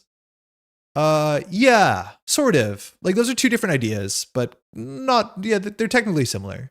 It does give you a course correction, but it just takes out 2 cards. It's still, the size of your deck is the more important thing when it comes to course correction there. It's a big part of why cards like Spin are so massively impactful. Yeah, kind of. I'll play PD and still draw 5 agendas in a row. The topic is topical yet annoying. I still have to cut 5 cards from my runner deck. Man, it's like so important. It's so important to have a small deck for a whole bunch of different reasons. And that's actually a really important one. Impossible to fill your entire hand with agendas if you only have 4 agendas in the deck. Impossible. You're right. That's exactly it. Terrence, how's it going? That's another good way. It's 1140 already. Man, this is not good. This is not particularly good. The card that we want to shine in the deck doesn't. I don't know how to make this faster. Oncel's probably not it because it's not an easy card to rush behind, but I cannot make this faster that we can just like jam behind whatever we're drawing. That was a weird matchup to show that off. Hey, Gyro, good game. Because the ice that we rezzed largely didn't matter unless it was like the most techie ice. So it's not like rushing out a toxin is actually super impactful when our opponent breaks it for 1 credit. So that's not going to feel good. So maybe we just do it one more time. Here we go. Oops. Ooh, I don't know what that button did. I just hit a weird button. Seems like we're still here, right? Hope it wasn't too tilting. It was getting bad at the beginning, Gyro. You know how it is. So you know how it is when we play. But then we just kind of got cool with it. Yeah, we'll run it back. Too busy playing Spire to know what time it is. I was considering playing Spire tonight. Yeah, but it got a bit too late. I would consider like going later and playing 1 Spire run. Oh, Iron Fox. Okay, we're in for a treat usually. This time for sure, Andre 2026. I mean, he's always so hopeful. All right, look at this hand. Only try to join the lobby sparingly. Gyro, there's so many things you can play in Netrunner. How's the deck changed with the new list? Has it been appreciably better with like air check and all that sort of stuff? Hey, how's it going, by the way? Iron Fox plays in, I'm pretty sure Singapore, all the way over in what is currently Friday. Got the pleasure of meeting Iron Fox at Worlds in SF. Really nice person. Plays weird decks. Is a bit of a bully on JNet. We'll keep this in. It's fine. I'm gonna head out. That's fun. I'll check on the blog later. Good night, everyone. Hey, Weddy. Excited to see you on Saturday. Get some rest. It's basically just air check and deep dive on ban. Oh yeah, that seems good, huh? All right. So we need ice up HQ against Vic. Ideally, we ice up both centrals. Ion kept. So opening a dream net. Petty cash for petty cash for petty cash for petty cash. I mean, pretty sick. If we draw petty cash, we'll have a petty cash. We have to petty cash click once. So it's not like we can draw it to not see the thing, but we have to like put Treelon in HQ. We can KPI to draw and shuffle. I don't actually want to shuffle. So we could do KPI for 2 credits and install, which is not particularly good. So I think we just like treeline HQ credit, knowing the top of R&D is safe. Oh, we don't know the top of R&D is safe.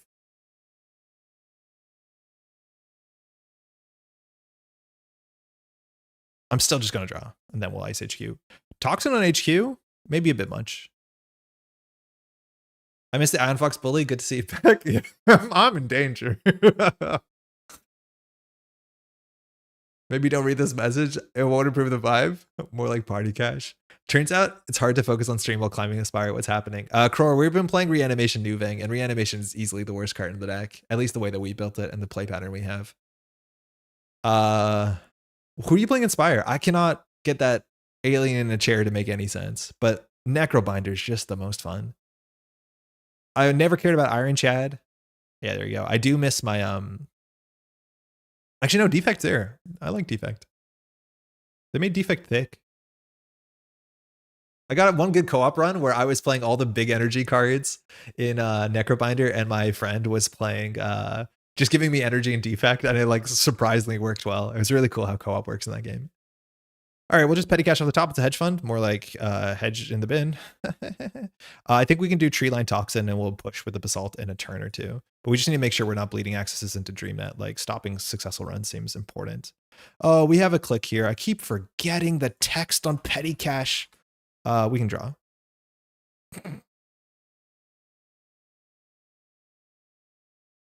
I think we'll actually expend the Toxin next turn to go get an Event Horizon and then just a cheap barrier for Archives.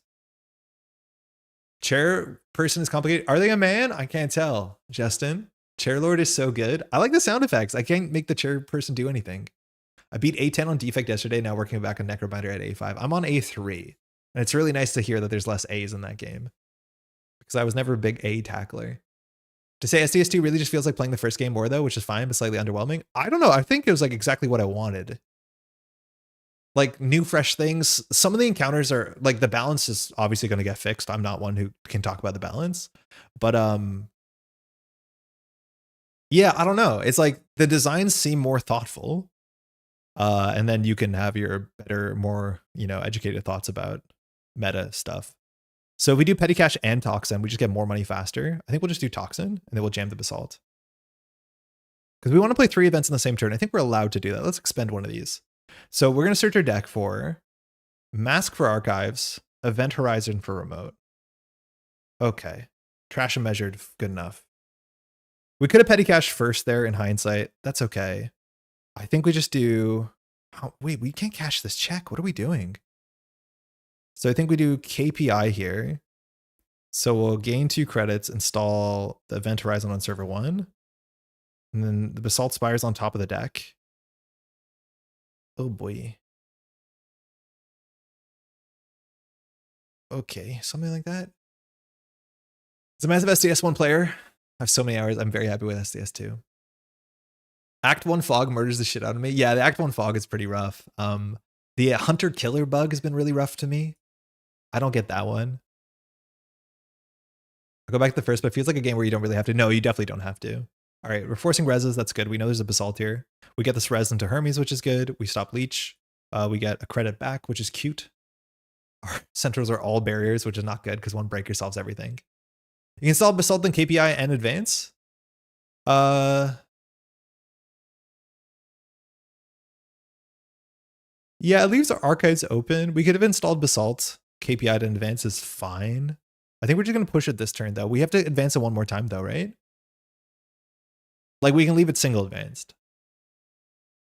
Only play games that are out of early access. I was like that. I think what I'm going to do is I'm going to sink a bunch of time to Slay the Spire 2 and then just not play it for a while. That's my plan. And then come back later. I did that for like Hades too, or Hades as well, where I played a lot of Hades, then stopped, and then picked it up as a new game. Off the books, stop it. We'll do server 1. Advance. We can put an upgrade on it to obfuscate. I think I'm just going to click for a credit because we have to res all of this ice. Ice on Archives is also good if we're playing some Praxis thing. This looks less like Basalt Spire, kind of looks more like off the books. I didn't touch Hades 2 until full release, worth it IMO. Yeah, I kind of regret playing Hades 2 early. I just reset my save and just did it again. I just had less exploration, I think. And maybe Hades was fun. Played a lot of early access Hades. Gun? Buzzsaw? Uh-oh. Wait, is that actually enough? Our server is trash. All our barriers in the world. So we res Event Horizon. We have to break that for only 2 bullets. And Toxin gets broken for 4.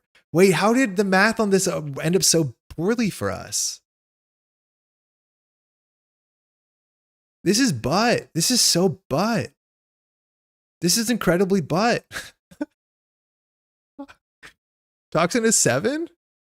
Oh my god, Toxin is 7. Okay, huge. Never mind. Everything's good. Thank you. I thought it was a 4 strength code gate. I forgot they can print 5 strength code gates. They haven't done that in a minute. Okay, well, chat is popping off. That's great. Hey, Pop Culture, how's it going? I might have played 200 hours of Hades 2 on accident. Did you wait for the full release?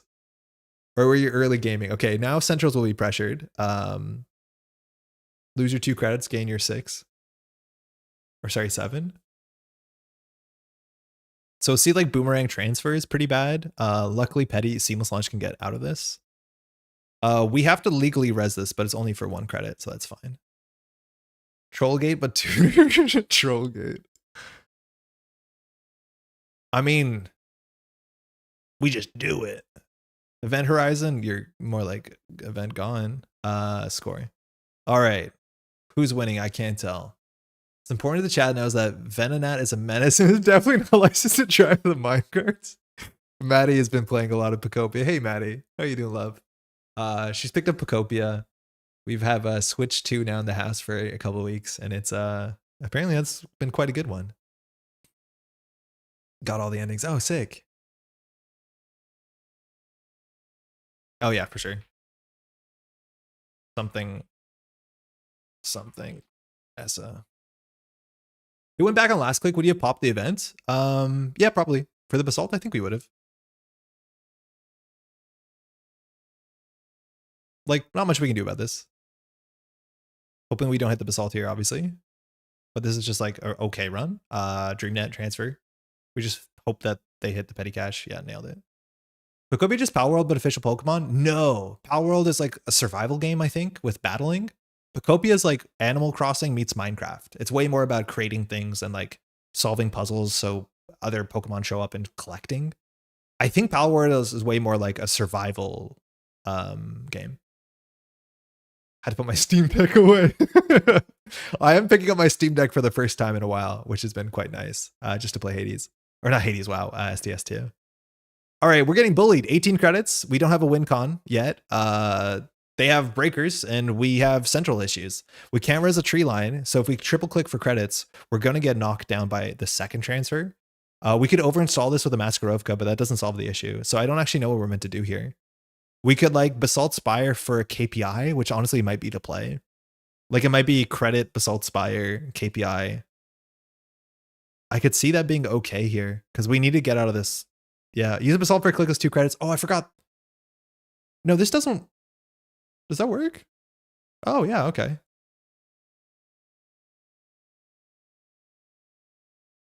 What did we trash? It doesn't tell us. What did we trash? A tree line?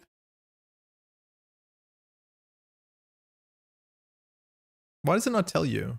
Petty is 3. Yeah, we won't be able to play the petty. At least not this turn.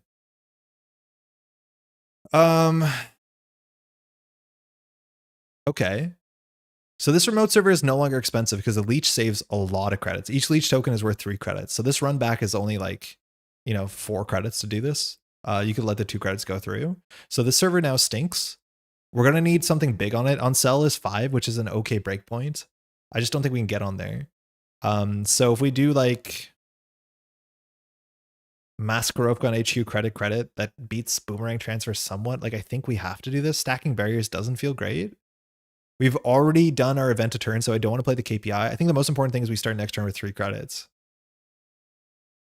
Maybe we won't. We need 2 leech counters? Oh yeah, for sure.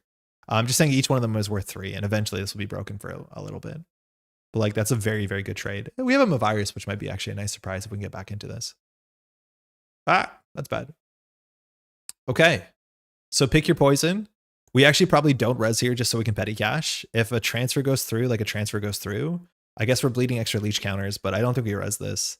It's not a pretty important tax. And if the basalt gets scored, we just go grab an econ card, I guess. Yeah, we're getting run over.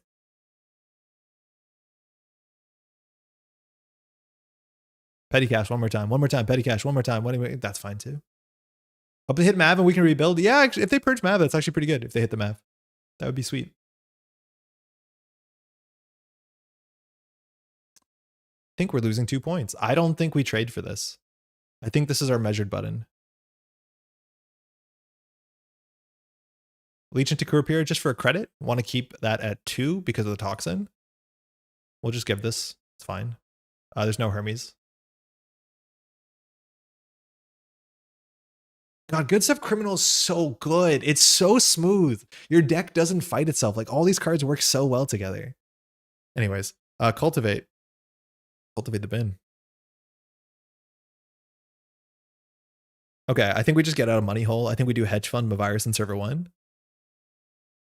The problem is if we purge, you probably just hit the toxin and you don't break it. So it's not amazing. We have another petty cash coming up. We could do draw hedge fund. I just don't feel like there's much that we have to do. Unfortunately, like all these central runs are super subsidized, right? Like each central run costs leech counters, and then you get the value back off charging Kurapir and DreamNet. So like these servers are very, very quite soft. I think we are a rush deck that's putting too much ice on centrals. I mean, that's something. You can tell Iron Fox really cares about beating you because he never pulls out red cream against me. Iron Fox, if you're watching this replay, Jai has some words for you. Hedge jam Mav. I like the Antil better. There's a chance that we could have hedge fund here. I think no matter what, unless we get pinholed, we're happy. I think transfer pinhole is like the nightmare turn. Only 2 cards in hand though. No Nuka. And this does look relatively reg. It might be the Praxis version with the what's it called? The other one. I think we don't do anything here. We're just farming leech counters and DreamNet. Like this is such a good run. Plus 3 credits functionally DreamNet. If we res this, we go down to, I don't know. I don't feel like we can do this. Imagine giving bad publicity to this runner.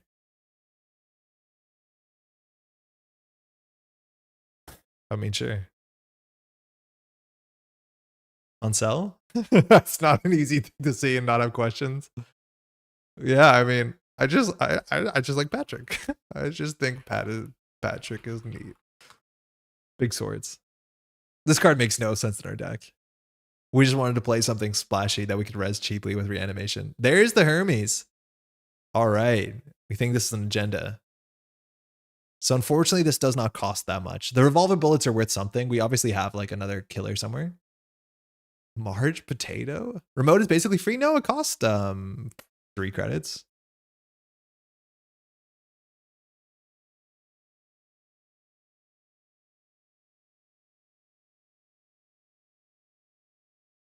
Sorry, 2 credits. My bad. 2 credits. My bad. I just think they're neat meme. Yeah, they're just neat. Look at all those swords. Okay, we have a petty cash or a hedge fund. I think we'll just do the petty cash.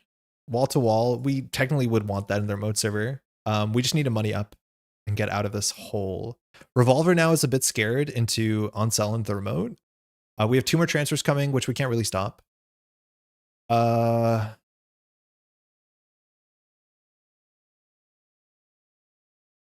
I can see us doing draw, hedge fund, virus. We could also install KPI. The thing is, like, we can't get them a virus. And with the Hermes, like, if we put a 3rd ice here, Iron Fox just sends it R&D. We haven't seen any multi-access though. But yeah, if Iron Fox just runs R&D and gets a Hermes bounce, we're in a bad spot. And like Nuvem into Hermes is really scary because you can't just like leave an agenda in the bin if you're trying to like play Glacier, let alone never advance a 5-3. I think we don't KPI now. That's good. Actually, that's really good. Can we put on sell in HQ? I don't think I want to make HQ that much worse. In theory, this is broken for like, we just need to get a nice purge window here. I think we do logjam and R&D. We've already given money this turn. Oh, it actually means that we know the top of the deck is safe. I think we put this on R&D, and then we'll do on sell on the remote server with KPI next turn. I'm going to get all the text on KPI. I forget that, like, I always think I'm playing this like I'm Zwicky, where I need to get credits on this for it to be good. But no, we just have to play the operation. That's always a confusing line. We also have been rezzing on HQ, which might make us think that HQ is empty. Now we're going to lose some money. Actually, we're going to lose a lot of money. We're going to lose 7 more credits. Where did our money go? This lets us get our ice res, though, into Hermes, which is good. If you basalt and then KPI, you can put ice up in single events. Yeah, that was the play next turn. I don't think we're going to be able to cash that check, though. And now all these barriers means we got issues. Let that fire? Yeah, that was weird. But you said, no, I'm kidding. Just come back. That's not on me. Ion said we could do that. I was like very surprised when that button happened, but I was so happy to hit it. Okay, best hitter here is probably Mavirus. I wonder if we don't res this tree line. Because it's not massively taxing. Ascent, okay, good hit. Down to 4. We always can basalt for 2 clickless credits, which is nice, let alone get a hedge fund, so we can go up to 10 if we really need to. It just uses a very valuable resource. But if we lose with the resource, we still lose. God, Red Crim is so good. Imagine there was a twinning on the table. I guess we would need probably another Chesva or a Chesva. I do.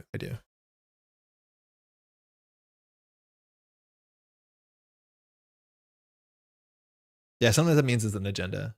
So we'll see if Ion bites. Has a tag to clear last click, not a problem with Vic. It's mostly whether we can force out the Carmen. That's only transfer 2 as well. And now that you know what the ice on centrals are, or on HQ is, it's easier to do the last turn full. Wasn't it Descent? No, I don't think so. No, because we played a hedge fund after. I'm pretty sure it wasn't Descent. I don't think I'm making this up. I'm pretty sure we saw the card. I don't want to misrepresent our board state. Yeah, we looked at the top card here and we left it. We didn't trash it. I don't remember what it is. Maybe it was Descent 2. I don't remember. I'm pretty sure we saw it. We'll find out the hard way, I guess. Can't res. If it was an agenda, we could grab a basalt. Yeah, maybe it's Descent 2. We'll see if we bypass. We're bypass. That's actually pretty good for us. We have a logjam here. All right. We spent a resource on that. Yeah, it was Descent 2. Okay, good. So here, if we push, transfer is pretty bad. We will know the top of R&D, so the only way we lose to Hermes is multi-axis. But if we KPI here to install the on-cell, and then install the basalt, KPI for the on-cell, and then advance it, we'll be on 5 credits, so we have to click for credit there. I mean, that doesn't seem great, but I think we have to do it. This seems like such an overextension. We have 2 leech counters, so this run's not that expensive. If we res the on-cell, oh, we can't, it's 8. I thought this was 6. It's on-cell 2, not on-cell 1. Okay. I don't even know if the text on on-cell is that bad. This has been the most reg deck Ironfox has ever played. Tell me about it. It's so weird. I thought we would get like ruined by Bully Lou, and it's just like, oh, Reg Vic, which like not good for us. Let's be clear. Okay, so we want to play this to look at the top of the deck. Maybe we tempo basalt here. If we tempo basalt, we can go get a hedge fund. We can play the hedge fund. We can install the basalt, and then we can do a KPI. I think we're just gonna do it. We trashed an SDS. I hate our life so much. I hate. I don't like Nuvem. It is the worst. The line that we're gonna play just straight up loses to trashing an agenda. We have a spin doctor. We're gonna trash that. I'm just gonna do it anyways. Run archives, lose the game. That's fine. So we're gonna install a piece of ice for free. We have exactly enough credits here. So this goes on server 1, and then we're gonna place an advancement on this. Great. Stays. The monthly Nuvem tailspin. I mean, we just got there. A man. I hate this ability so much. It's so annoying. We only lose to this effect, which is like throw out an agenda here. Why trash spin? You're right. We didn't have to trash spin. We could have kept it on top, but I don't think it changes much because we wanted to draw it. It's fine. And the thing is, like, you don't even bounce the agenda. You just bounce the on-cell and run the server. Like, we're going to lose the game here because you still three. Like, Fox has to bounce the on-cell. Don't bounce the card in the remote server. Bounce the on-cell. It does challenge your leech, so this is more expensive, but you're going to have so many credits. We don't have access to seamless anymore. Oh, I forgot about that. You're right. This was our seamless access. This is rubbish. Just straight rubbish. Mm-hmm.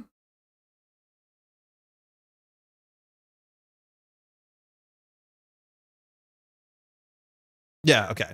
GG. Fox has to run this twice. Oh, Bravado is a start.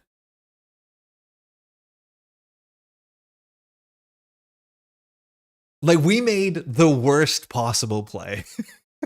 Which only loses to you ripping the agenda off the top, and like, boy, did we find the line. That is so upsetting. You break this for 7 now. The thing is, like, there's no point popping it because you just run back.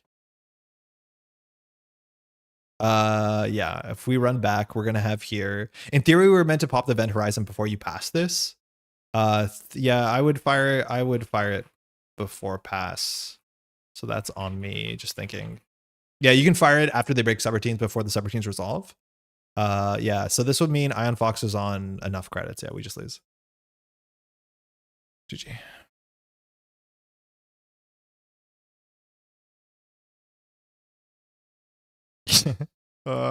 Basalting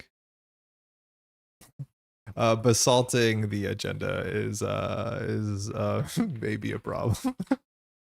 That is so annoying. And the fact that Ion Fox just ripped archives to be like, I'm gonna check anyways, right? The leech counter is good, the dream counter is good. It just subsidizes this. Yeah. I could have drawn the spin to fix it, but then that's the whole cursed turn. I was hoping you wouldn't check. Yeah, that's just not good. I don't know. I'm not sure what to do with this. Like, I do think Nuvem can build that like slow walking wall. I think Vic getting so much value from every successful run, arguably more than Sable in some ways, is making it a lot harder, and then you get pressured on all centrals very, very quickly. I think it's not even check. It's a crew counter lead stream. Yeah. It's like very hard to make runs not make sense for you. The fact that we have so many barriers means Kura Period like does give you good value. So like the archives run gives you so much value back. Yeah, I don't know. I don't know what to do with this. The reanimation protocols are definitely very cute, but giving bad publicity to reg runner if you can't like run very fast is very, very funny. Good game. Okay, we learned something today. I don't think it's a great thing that we learned, but we did learn something. I don't think I'd recommend this. I think there's maybe a lot more testing to do. Like, for what it's worth, Reanimation Protocol is definitely a powerful effect. It probably has to be in a deck that has a very strict condition set, which is not losing to tempo, which either means doing this late game on like the last 2 turns. So like maybe you're pulling an event horizon back when it matters and you play 1 Reanimation Protocol and then you don't play Nuvem, so you don't tilt out or whatever. Maybe you actually do this. I'd be surprised, but maybe you do this in LEO. Yo, Ion, good game. You're getting roasted for playing a reg deck. That's what Jai was roasting you for. But yeah, building around this is like your first order optimal strategy, specifically in Nuvem. And that's something I think we've learned with Nuvem pretty consistently, is that it's really hard to play multi-card combos in Nuvem, just because they don't line up. Yeah, reanimations are really bad. Like, imagine we give you a bad publicity Ion. We lose the game on the spot. I've used Reanimation to get an early res dice on a high density deck versus Hermes, but that was a very niche usage. Yeah, it's nice to get it against Hermes, that's for sure. For what it's worth, we have that card in Weyland that can search your deck and install. I think Secure and Protect Res is a card, right? Or is it just install? Maybe it's just install. As additional cost, search RD and reveal it, install the ice. Oh, so you don't res it. Okay, whatever. That's like a nice niche effect. I mean, yeah, for sure. But I also think giving bad publicity to a Hermes deck is probably pretty rough. Yeah, on-sell is definitely not it. It just doesn't make sense. I think you just want to like hard end the runs. Like Toxin is abstractly pretty good. The virus was around all game and it would have been a really nice res. It's just hard to build a situation where we can res it. And we were starved for economy. We were not good. Yeah, that's this. You can find the link in the description. Thanks so much to all these names here and more. This is part the Métropole Grid. We had a new patron recently. Hold on, I just want to make sure I get a name right because it'd be pretty bad not to. I reckon. Shout out to Harry Heathcock who joined as a Daily Cast patron just a couple days ago. Thank you so much for your support. All these names here and our Daily Cast patrons support the channel so we can do stuff just like this. It's been good to be back. We took a whole week off to stream. It's nice now just doing Thursday night streams. I do miss streaming more, that's for sure. We'll be hopefully recording with Jeff sometime soon. A tier list. There'll be 2 of those videos up on Jeff's channels and my own. Shout out to Jeff and Safer who are streaming also Thursday evenings before this. If you want to watch or listen to some more Netrunner content, that's going to be linked in the description. Otherwise, that's mostly it. I have a CTK this Saturday, so I got to figure out what to play and practice it. It's definitely not going to be this reanimation Nuvem, that's for sure. And it's going to be hard to find an excuse not to play Good Stuff Criminal. I mean, it's just so smooth. It is just so smooth. Thank you to all these names here and more. If you want to support the channel, you can find a link to the Patreon below, but also if you just want to take a second to leave a like on the video, that helps a heck of a lot. Subscribe to the channel, all that sort of good stuff. It really does help in terms of algorithm and things like that. That's mostly it. I trust you all are well. Enjoy your Slay the Spire 2. I know I am. Enjoy your Vantage Point. I know I am. And we'll probably catch you in the next one. Does anyone have anything last thing to say? Otherwise, you got a week to rest your peace. Thanks for streaming, Mr. Montreal. Hey, thanks so much for hanging out. Enjoy your weekend. We'll catch you in the next one. Good games, y'all. Ciao.